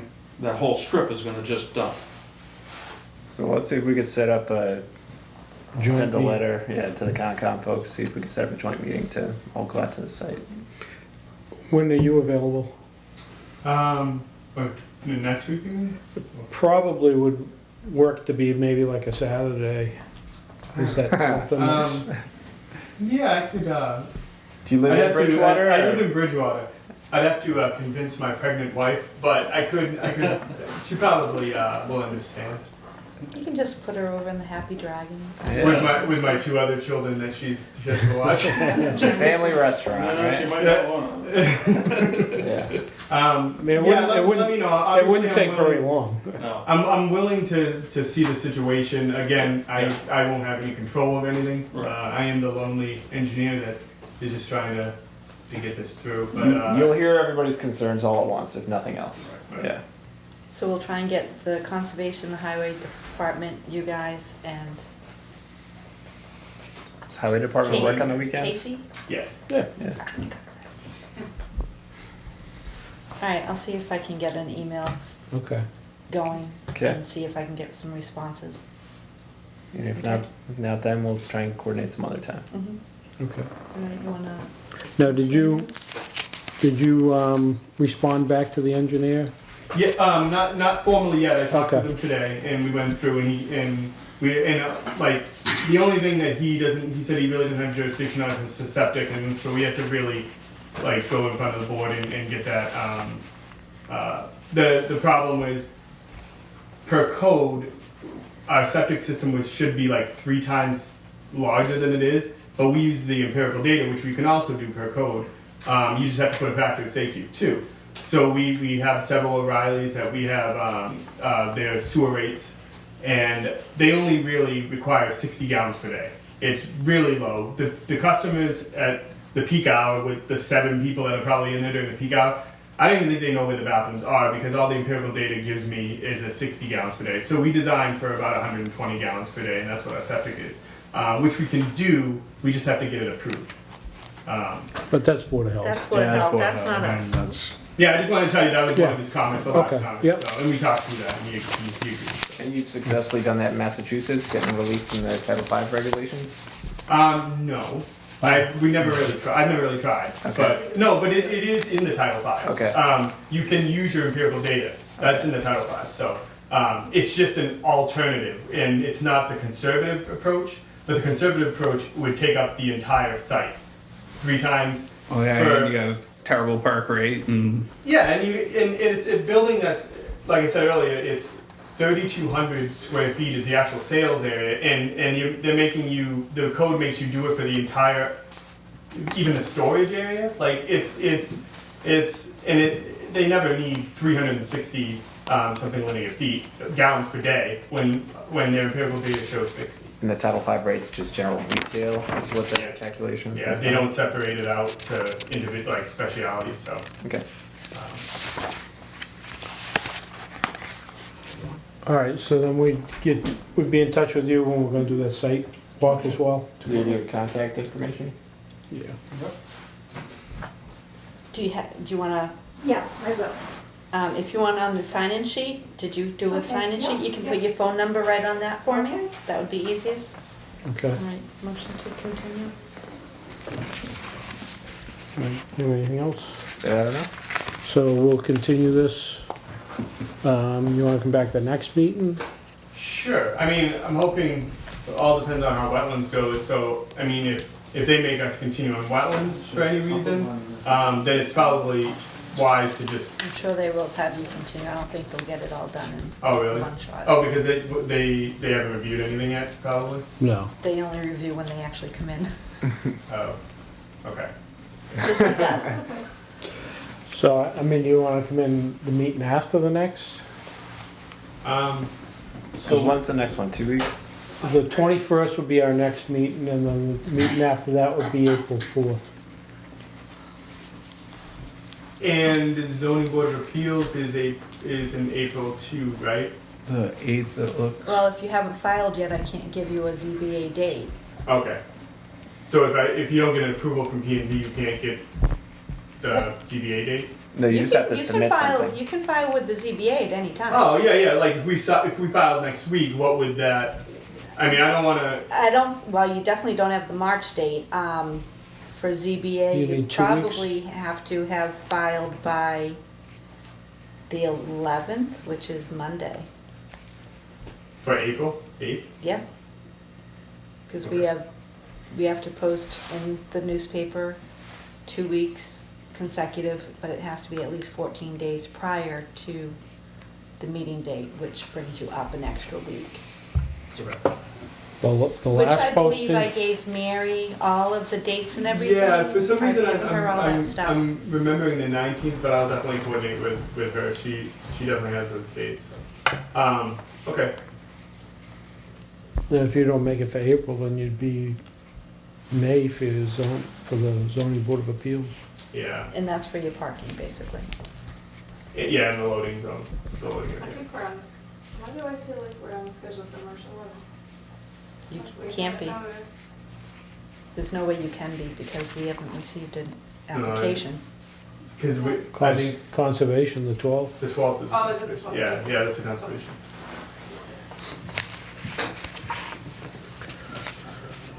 I know of a couple things on March 21st, so I don't know what time I can even give you Yeah. at this point. Unless I go. August. over So that's- Put it on Oh, the good. agenda. I don't know if the time matters, does it? Well, it's a hearing, so we'd have to continue, so we have to set They it. never come. Unless We have to they set the want time to- right now? Throwing Yeah. dates out again. Because anybody that's here has to know, because we're not gonna put it in the paper. Yeah, yeah. So anybody that's at the hearing gets the date and the time. So, Not that we would start on time No, anyway. I have, do you, I've got stuff so on do you the wanna come agenda back already. on April? Yeah. If we do, we have to do an extension. That would be outside the 45 or whatnot. That is? Or you could always just schedule for the next one and then withdraw and continue and not show up if you don't have it, right? Yeah, but this is crazy. I mean, we're letting everybody know when they're coming. I don't want everybody coming out for nothing. Right? I suppose not.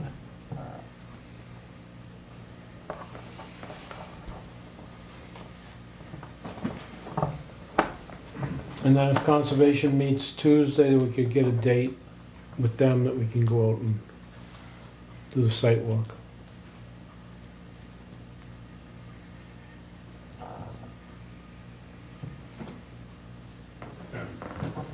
Did Farland flag the wetlands as part of their survey work? Yeah. So Brad Holmes from ECR Yep. flagged the wetlands, and Farland delineated them a day after. I think. Okay. Brad will be there on the 12th. To, you know, defend his work, I guess. Okay. Are these owned by O'Reilly, or are they owned by individuals as franchisees, or how's the who's going to operate this site? O'Reilly's will operate it. Another entity owns it, and they rent out to O'Reilly's. So O'Reilly, like the corporate entity, will actually manage it, and there'll be an O'Reilly employee and all that. Right. I lost my pen. Okay. All right, apparently I did foresee a continuation, so yeah, we can do March 21st at 6:35.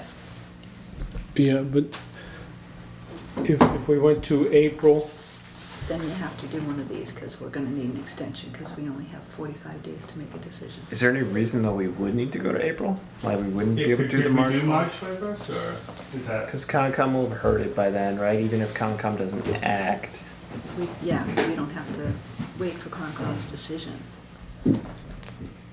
but you're gonna do a site walk, are they gonna be able to If- go out before that?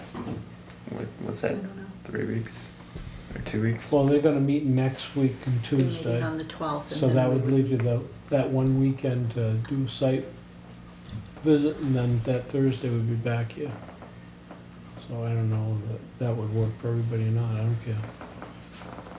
I would like to sooner than later. I mean, Go for March 21st? yeah, if you don't mind. That's fine. Okay. Okay. So I'll need a motion to continue the hearing till March 21st for a At time of 6:35. 6:35. Will Colleen need to be here for that? Are you guys satisfied with her traffic presentation? I should ask. Does she want to come back and do it again? To the same Yeah, people? you were fantastic. I wasn't paying attention, I'm sorry. I don't have any more questions. Yeah. Yeah, it's a lot of paperwork.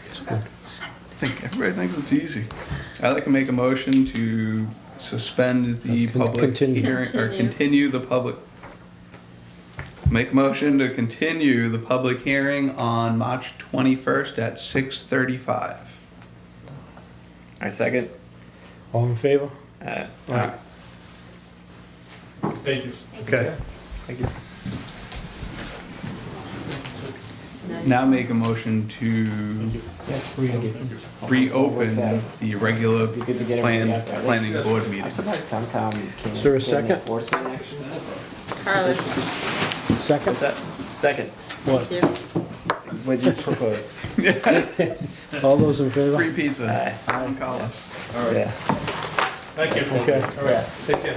Look, Thanks. Okay.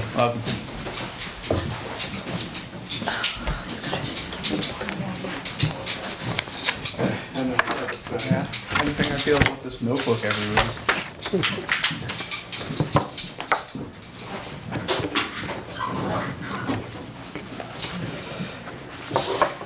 Dave Burgess? Yeah. Oh, actually, you know what? Yeah, we have boards and,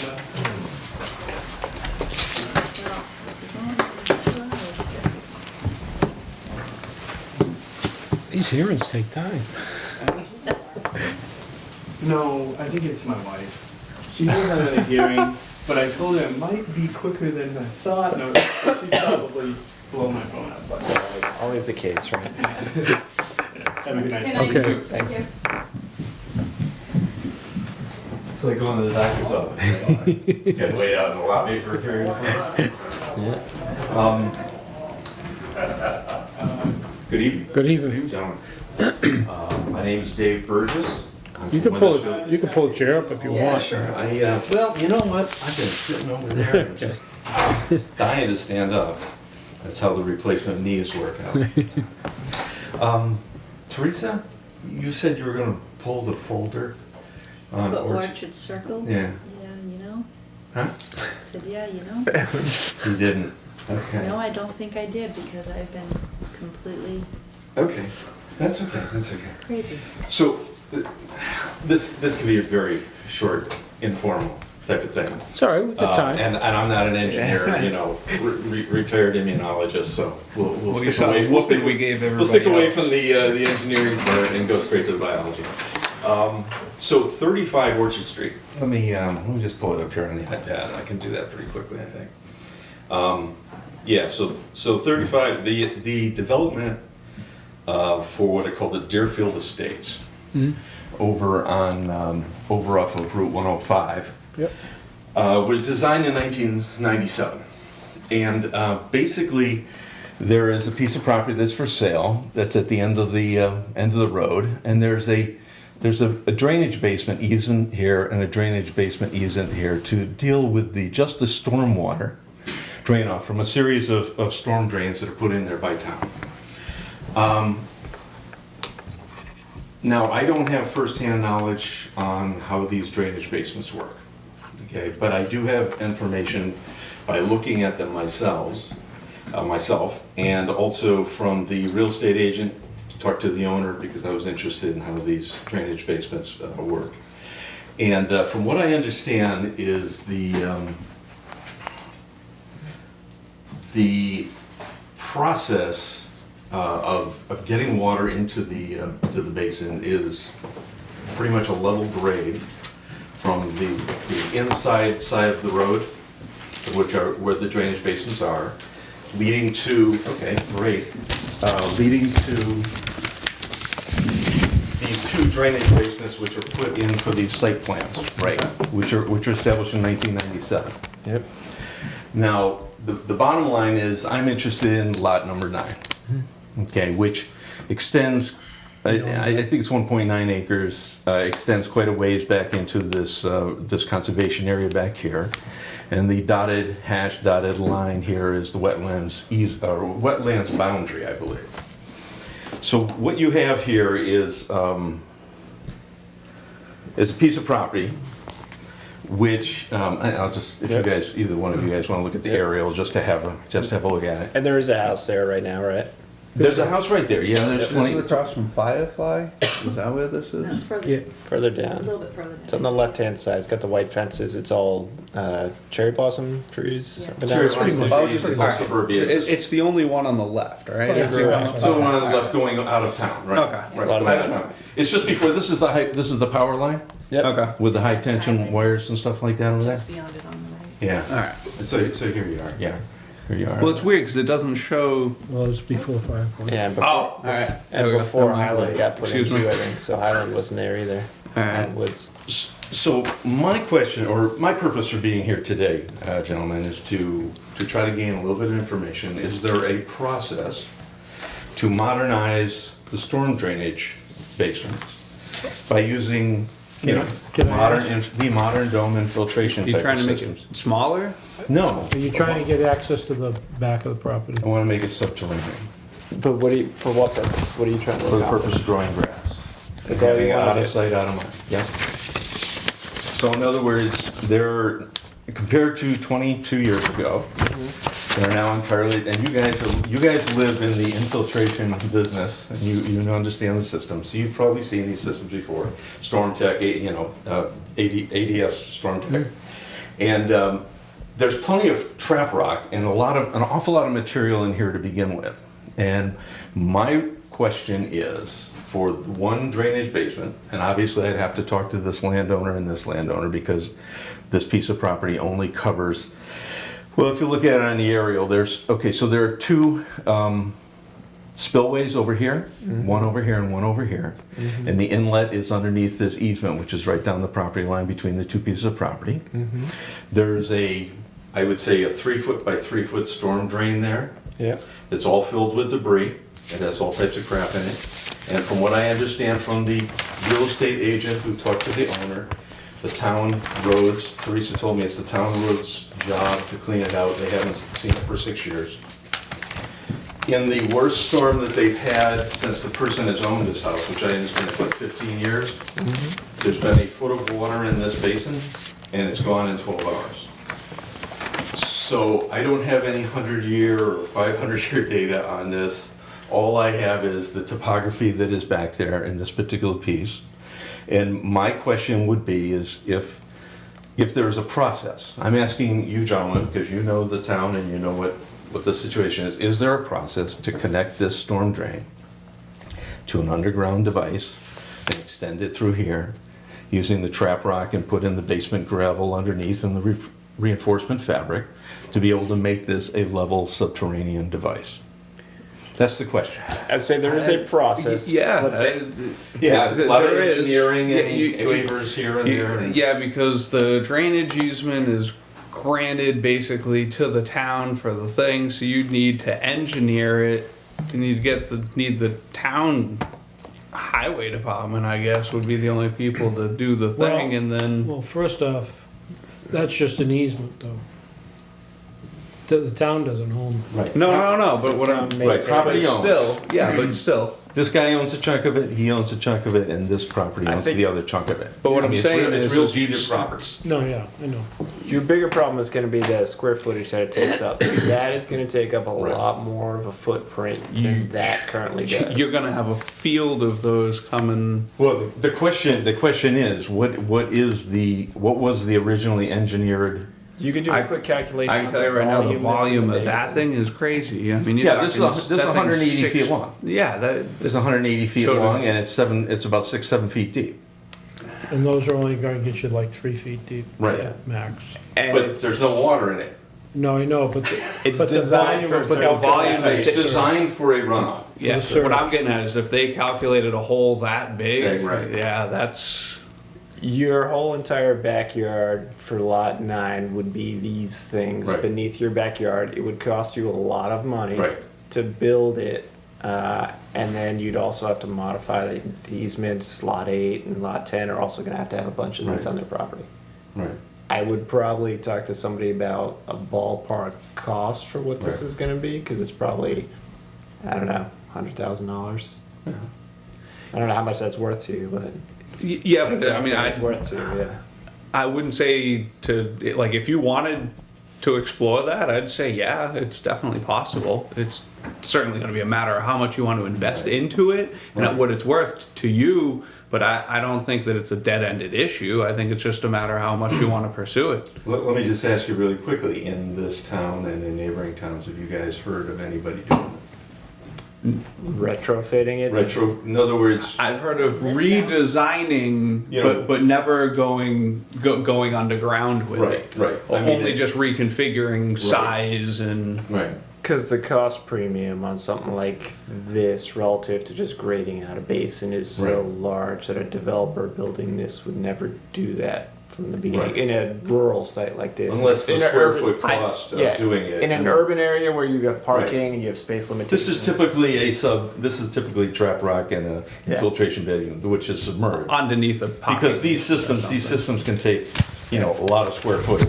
I mean, they got the chart here for the bearing weights and all that kind of stuff per square inch, and it's more than adequate to support Oh, a yeah. parking lot.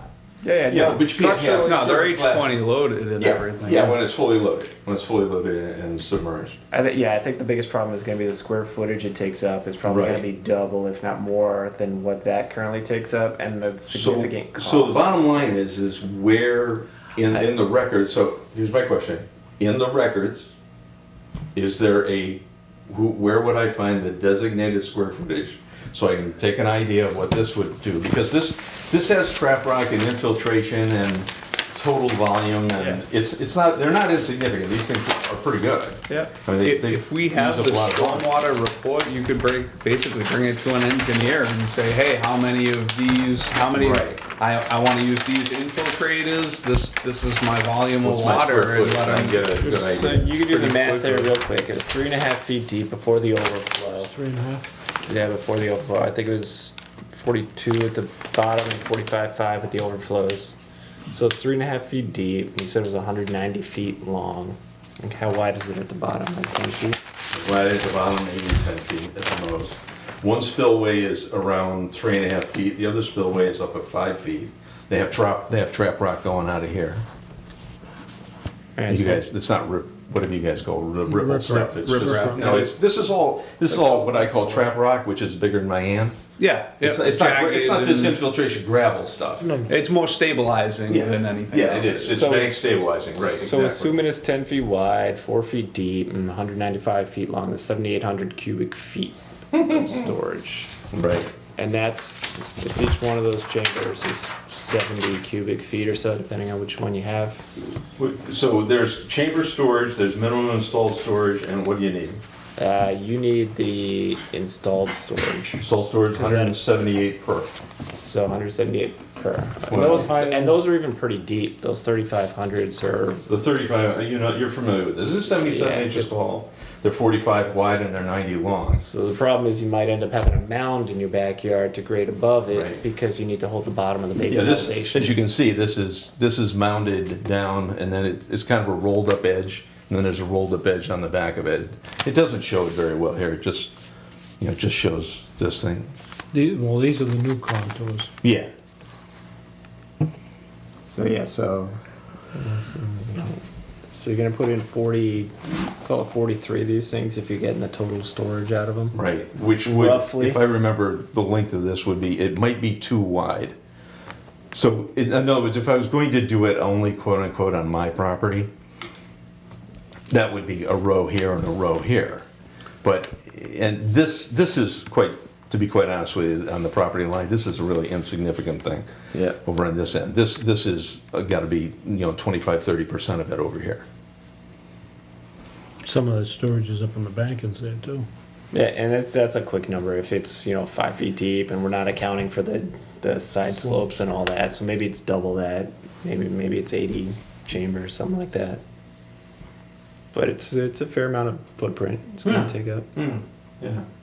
How many did you say? 43? 43 is a really rough number, assuming it's just a Right. Well, rectangle. that's half as many as I thought I was going to have to get. And But that's then- what he's. and that's what I'm saying. No, He's I know. saying I he might agree. be, I yeah. did some quick numbers Yeah. myself, Yeah. and again, it's not my private property. I haven't walked over there. I've just paced it off, and I get a good grasp of it. Whoa! Almost knocked that on the ground. You want to do that? But I And, mean, if it's a nice piece of property and you're interested in it, I'd say contact an engineer to try to get a number first before Yeah. you have them engineer the whole thing. Right. But is there any data on? Do you guys have a number here that I can write down? Just If we had a stormwater report from this, you could pull it from that. okay. But I don't know. Don't want to make Terry look for it. is that on the computer, Terry? Yeah, right, but Because not till July, I can come back tomorrow and. not on the computers. Okay, I mean, this is the interface between trying to maintain property value and trying to still provide the conservation, area with some protection. You would have And- to go back to Conservation Commission Oh. again. Right. Yeah, you're gonna have to file But- with them. You'd have to. I mean, that thing's. But gonna if they to don't get have any, raised. if they don't have any site data, I mean, they engineered that this is happening. But you're within the wetlands. Wetlands are right up on the back. of Well, that. they're right on this back border, yeah. But right on the back border. anything within 100 feet of the wetlands, you have to go to them for. Right, approval. I understand. Yeah, I understand. Yeah, well, that makes it all the way over here to the house. Right. Right. I mean, my interest was,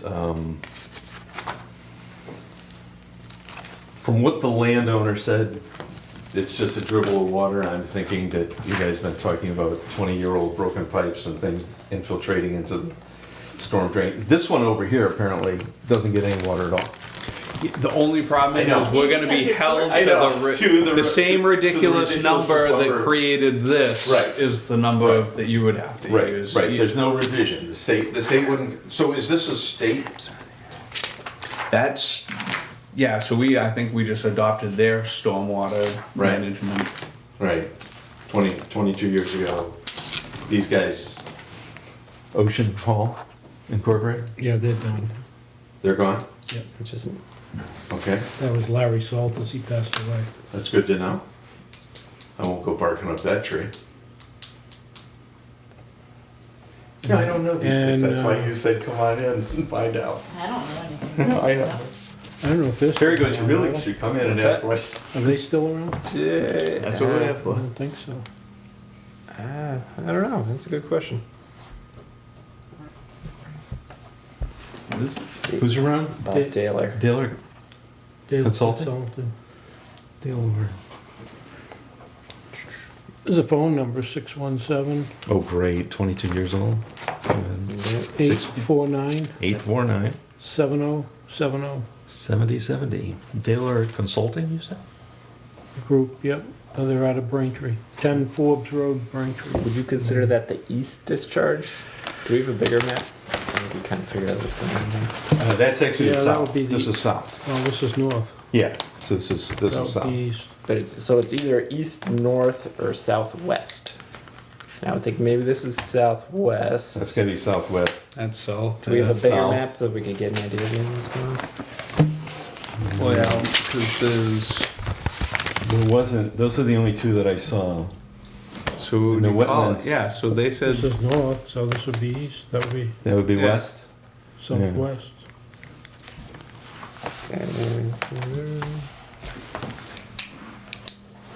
yeah, I only see Is- two is though, north. which is weird. That's all it is. Yeah, it is weird. This entire, I mean, the storm drains are all the way down here. That's the low end down here. Yeah. Well, All goes It's hard, downhill. it's hard to tell. So they got two basins in here. One of them is. One of them says basin P2. Oh, there you go. Okay. So that one's you know, this is P1. P1. P1.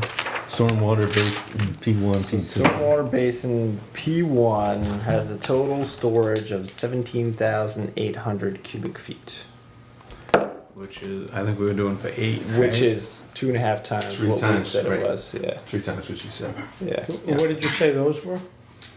These were? These, well, based on which one you want to 178. buy, is it 162 or 178? Gallons? 78 cubic feet. Cubic feet. So 17,800 divided by 178. All right. So you need 100 of those chambers. Yeah, it's gonna show it. That's a lot of space. Yeah, I mean, these are numbers I didn't have. I mean, that was obviously one of the things I was looking at. Yeah. I was looking to physically replace it, but obviously they're going up much higher than what the existing inlet. I mean, Yeah. it sounds strange because the outlets, I mean, that's the overflow. I mean, I'm Well, I know what you're saying too. If I you know, look I at know. it, if you were saying, hey, there's only this much water, can I design for that much water? Or, no, or 5 times that much water. Yeah. Because if I'm saying, wait, 5 times that much water, this is a walk in the park. Yeah. So Yeah, I what- mean, really, because it's the water's going into the ground elsewhere in the storm drains. It's not coming out in either one of these. I can basins. let you know that for a long time I've disagreed when I see the size of these things, but They're we're still enormous. stuck to them. It's enormous. I've never liked them. Well, the 100-year storm only comes every how many years, right? Well, So nowadays, years 100 now. years, Yeah, I'm just saying, every 20 years. So I think trying to reduce it relative to what it was originally designed for is going to be a non-starter. So you're going to be required to get 100 of those chambers, and at $6 a cubic foot of storage or so, it's going to cost you upwards of $100,000 probably to build Yeah. these things. Yeah, yeah. No, that's what, I mean, we weren't figuring quite that much, but, you know, that was a combination of getting the house for a good price and then being able to do this, I don't know if you- increasing the If level you've got a of it. camera or something, if you want to take a picture of that. I mean, I got a drone, I can do all 3D Well, I mean, stitching just- it together and make a presentation. It's just But- got some dimensions there, that's all. Well, I mean, it's Oh, you I can get a told them copy about of the it. burning stuff, no. No, I won't, I don't I know won't what say you're what. talking about. Oh, I know, yeah, no, shouldn't. So, this area is all grown in. Like the gentleman was saying, trees are growing in it and all that kind of stuff. And this area is full of, so vegetation being an indicator of what's going on. This is all bramble bushes and everything. There's no even ferns until you're right down at the bottom, like 20 inches. And what this guy does, apparently, the kids come over and they do a little bit of gardening around it and things like that, and once a year they burn it off to get rid of all the bramble, because who wants to go in there and knock out raspberry bushes? On record, he's gonna have to delete that. But the bottom line is they're having to, shall we say, do forestry, shrub management to the level of all the way down to like 2 feet off the bottom of the thing, annually, just to maintain it in an open existence. So, and think not it's good that that somebody's fresh water, maintaining it, yeah. not that fresh water wouldn't just fill it up and it runs out just the same, but I'm just asking the questions. So if I were to be able to talk to somebody, would you suggest going to getting that number revised? I don't think you're going Right to here, get you it guys. revised. Yeah, you can try, but That's going to be the number. That's what they presented us. That's what their engineer said. So That's how would I, so their engineer being on the site plan for Deerfield Estates back in the day. And did Yeah, that so have basically, if 100 you brought that to another engineer and said, this is their all right, I don't know so if that it was plan back then. is But that was the recorded, total so storage, they yeah. could find that and say, That was just the hey, storage they provided, I don't know. They could recalculate it. Sure. You know what I mean? Figure out all the square footage of that road, and maybe they come up with something But I- different. but I don't know we're if gonna it- be held to what's I don't even know if that was a 100-year storm that was figured on then. Sure. Yeah. I have no idea what they. Because we. It was that 97 changed. though. It changed Yeah. about that, I think a little bit after that. So Prior to that, that, we didn't do the 100-year. that would have been the 500-year storm they built it for? Well, like a 20-year storm. It's 20 smaller. It would have been smaller. No, I know, we got FEMA areas where it's And- a and 50-year then- or 20-year and a 100-year storm. And they just figured the 100-year at that point went over the spillways. Right, right, So right. you might get into it and find out to bring it, you're gonna have to bring it up to now. Right. So it may blow up even more. Yeah, I think the assumption is that you're not going to be able to make it smaller than it is today. Right. So, but you could theoretically redesign it in a different way with the chambers if you really wanted to. I mean, yeah, obviously I have to get some soil samples and topography, and guys have to go in there and do that sort of thing, but, And then you're also gonna have to get the neighbor on both sides. right, right. Right, And there's information as it relates to the soil and everything in that stormwater Okay. report. If you want to Okay. come back at some other time Right, take a and look get a at that. copy of it, okay. that might be useful. Get some of that section of information. All right. Gentlemen, thank you very much. Okay. I've got to report back to the powers that be that want to also buy the house. All right. Good luck. I got my eye on 3 other places, but, oh well, you know how it goes. Yeah. We've been looking in Halifax for quite a while, but thank you very much. Okay, Good evening. Good Good luck luck. with the Mud Fest and all that. Yeah. Yeah. good luck. Thanks. Okay, do we have a Form A? Yep. Yeah, you wanna take a look at it? Sure. That was not the Form A. That was just a Informal formal discussion. discussion topic. This is actually something that we had looked at before. We actually approved Form A a while ago, but we were hoping that maybe they would do what we asked them to do. Remember the 395, and they had the thing going across, so they're redesigning to Check's not get. right. Check's not right. Why isn't it? It's mailed to the town. Instead of you? So basically, they're getting the So that septic, has- that, okay. they're getting the septic on the lot, which is one of the things that we asked them to do. Oh, this is the farmhouse. Yep, they're going before the zoning board again on Monday. So he brought this in today, hoping to maybe do something with this. The gentleman is very confused. This is the owner? Language Very barrier. have a language barrier, yeah, Yeah, so I told him do that recall. if he could get, because he didn't have all the information for me, I told him I needed more plans. Why was he doing this again? He wants to develop in that back lot? We have no idea what he wants to do. Right now, I think what they're trying to do is just get everything conforming, because they're still trying But to. it's not, because the building's over the property line. Mhm. Right, it'll never be conforming, but it's more conforming because they're getting the septic system on the lot for the house though, which is something that we had asked them to do. We also asked them to get that, Shed. the big chicken coop Chicken. building raised, which he kind of indicated to me that he was gonna do, and I said, and those 2 back buildings, he goes, no, just one. I'm like, well, it says the other 2. Again, there's a huge language barrier. So here's the Form A. They never did record that other Form A. It's still sitting on my desk. Oh, really? Yeah. So again, they're still trying to go to they're going to ZBA to try and do a 4 apartment to 6 apartments. I don't know how they do that when they got the building sitting over the line. At this point, it's all, Well, we're just doing our part. Our part is to try and get this as conforming as possible, get the septic on the property, which is Yeah, what if we the had asked them to building's do. over and they're not creating that line, there's nothing we can really do about that anyway. Is there? Or No? if it's an existing non-conforming lot, It's been pre-existing non-conforming for probably 50 years. I mean, if this was new, we could have them make a jog and still keep this conforming, but what do we, I mean, there's nothing you can do about it. so if it's not exacerbating the existing non-conformity, we are required to approve it? Is that how it works? Well, I assume so, but I don't know. Like, could we not? We approved but this the is last, not 40 feet. What's that? No, it's not, It's not No. 30, right? but it's supposed to be, they're supposed to be taking it down. It's supposed to be, and Well, it's already condemned anyway, right? It's got the big X on it. Yep. but it's there.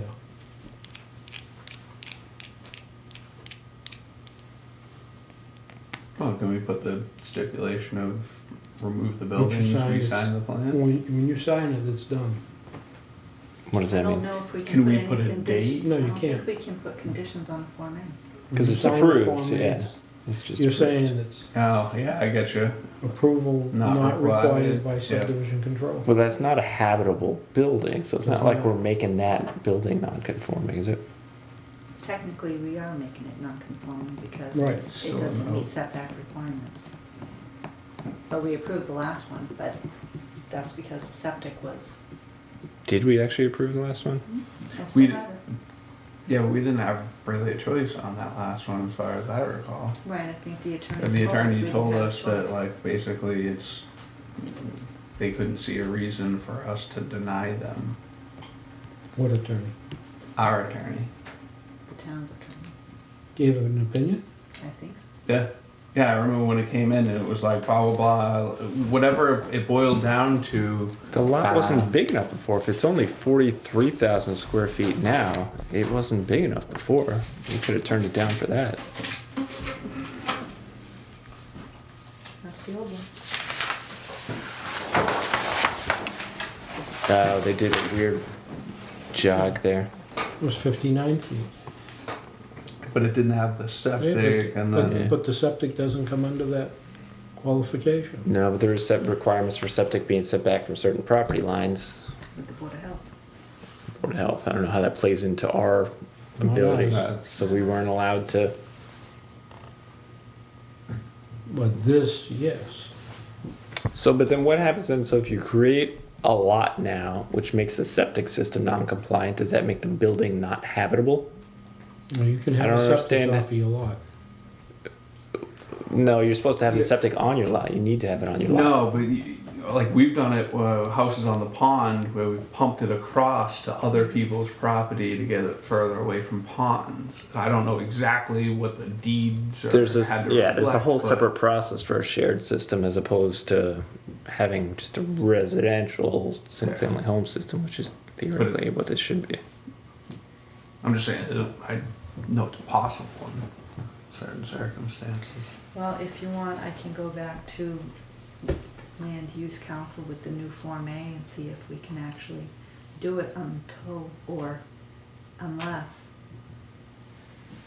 that building is taken down first, I don't know. In the past, we made them take the buildings down. Well, this is, we've come across this in the past. Yeah.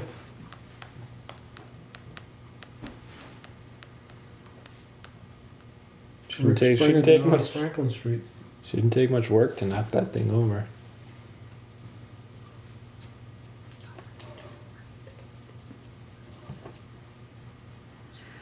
Okay. So do you want me to go to the attorney and ask her if we can do that, or if,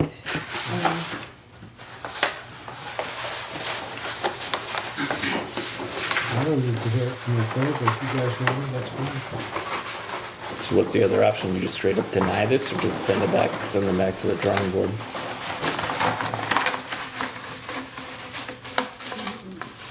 Is this formally in front of us for a decision today on the agenda and everything? it was not on the posted agenda, he just came in at like, I don't know, 11 o'clock this morning. I told him we had to go get more information, because we didn't even have, Yeah. So we can't act on it today anyway, we don't have to. right? So I would suggest we let them know that we believe they need to knock the building down. Because it now does not meet setback Two. requirements. If they'd like us to deny it at the next one, we can. Yeah, let them know we would have to deny it until buildings be raz.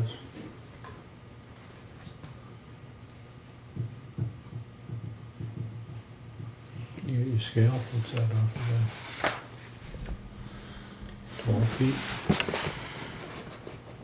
Where? 15? 14? Yeah, about 13, 14 feet.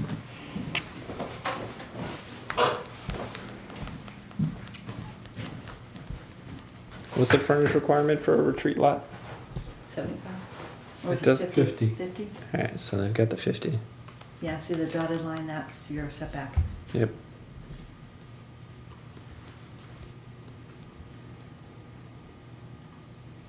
It is a vacant lot right now too, right? No, No. there's a house over there. Is there? House right here. Is that close to that Yeah. red building? Oh, yeah, because I think they come in and, That's Corcoran's. And he's got a big garage out here. so is this the insurance place? Yep.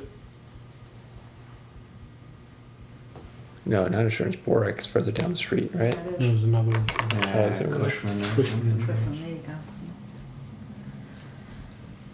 Okay. Okay, so we're gonna request they take the building down Mm-hmm. before we approve it? Because that would Well, it make makes that sense building if it was to be- non-compliant. If it was to, yeah.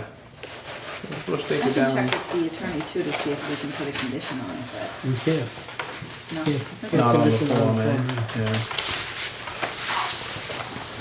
All right, well, while I'm folding this up, there's a bill and A I bill? don't think, yeah.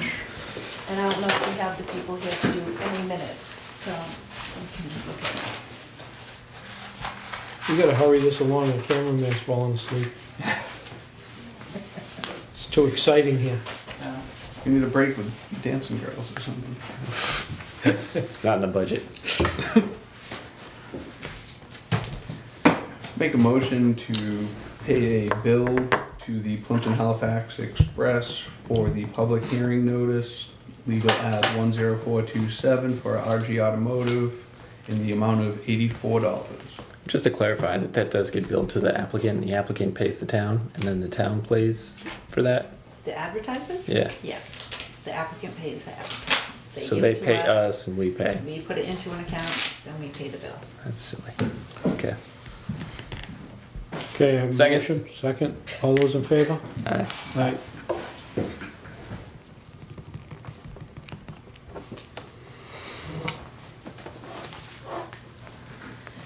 Okay, I do have to let you guys know that we did receive an email from our friends with the goat grazing for Walmart. Are they doing it? Yeah, they're gonna try and do it, so I told them that I would mention it.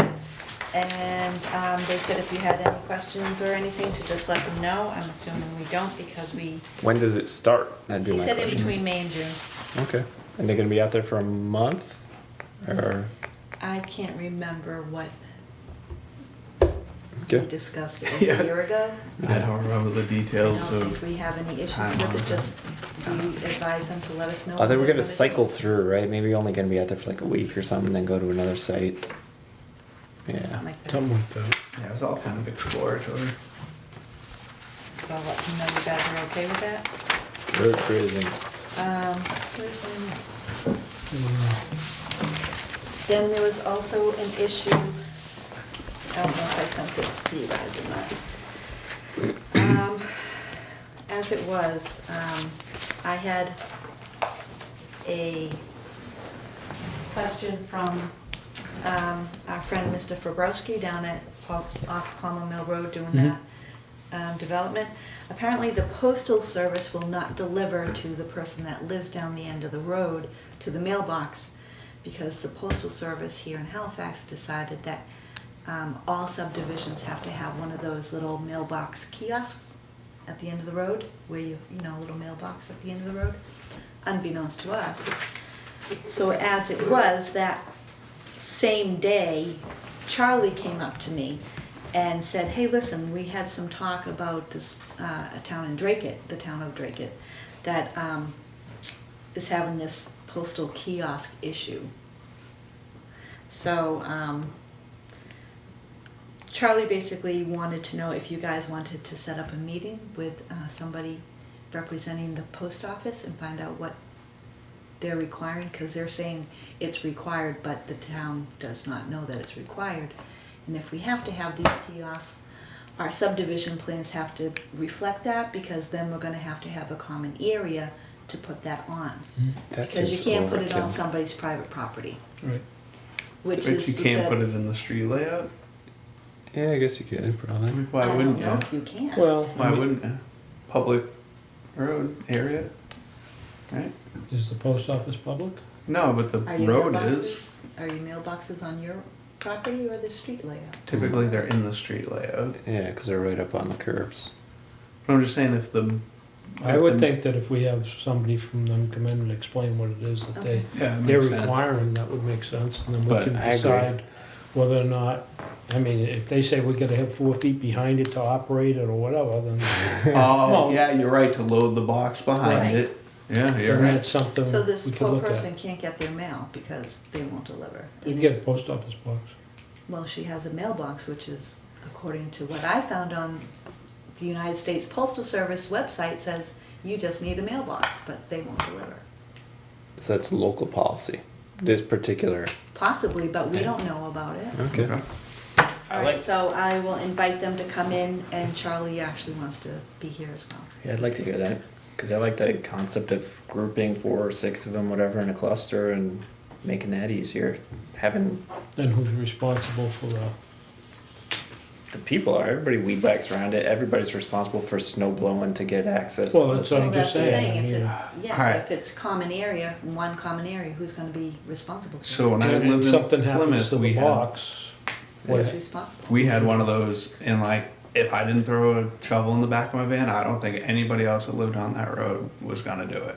And like, the lady would jump up, climb up the hill, get to the back of the box, and like load the thing in, and like, I don't know. As far as I know, nobody really does it. It's just like whoever's. Yeah, and there's willing no to- associations for any subdivisions. so I mean, if we're gonna do a subdivision and we have to do that, then, you know, it's something we should have on the plan and, So It they're should gonna be a- need, they're gonna have to give us their requirements if they Right. want this. Okay, so I will invite them to a meeting. So they won't deliver the mail. How many houses are in that subdivision? 8, but only, right now, there's only 1 occupied, and 1 still being built. Couldn't they And just she's do a at the cluster of 8 mailboxes? well, couldn't you put one down on Palmer Mill? Yeah.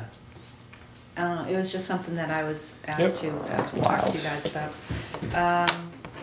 Can we do any meeting minutes, or? Yeah, just get that Yes. one.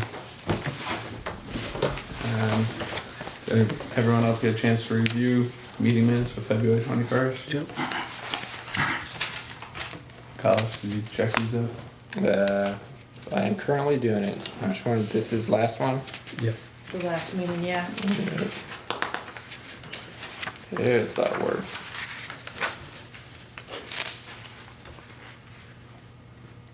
Was there stuff that was highlighted on here? Yeah, I think I had something highlighted in there. If you guys wanna go through it, we can do it at the next meeting. I'm Be sure it's better fine. for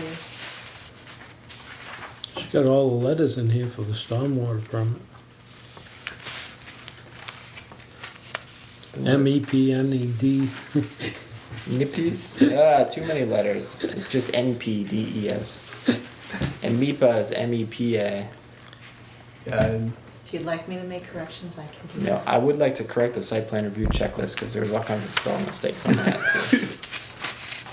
The what? The review checklist, there's all Yeah. kinds of spelling mistakes on Oh, that. I didn't do that. Well, no, I'm not saying you did. Just stating a fact. Okay. So do we wanna wait on these minutes? I'm fine with it. I would like to make a motion to approve the meeting minutes for February 21st, 2019. And we'll Is there a second your second? motion. All those in favor? Alright, Right, Alright, Okay, thank you. this is the official one. it's the official copy. You copying one or approving one? I mean, it doesn't matter, we only do this for you. Today's the 7th. Oh. I probably should have wrote that then. Just make it a 7th. Contemplated. Just sign that one. That's why we have extras. Yeah, that's. Yeah, you can photocopy that one. Looks We nice. got 2 signatures? We do, awesome. Make a motion to adjourn? Is there a second? I will second the motion. All in Thank you. favor? Alright. Aye. We're good. Thank you. Just making sure there Hi, are people here. Charlie. Let's not work hard. There's not real people, no.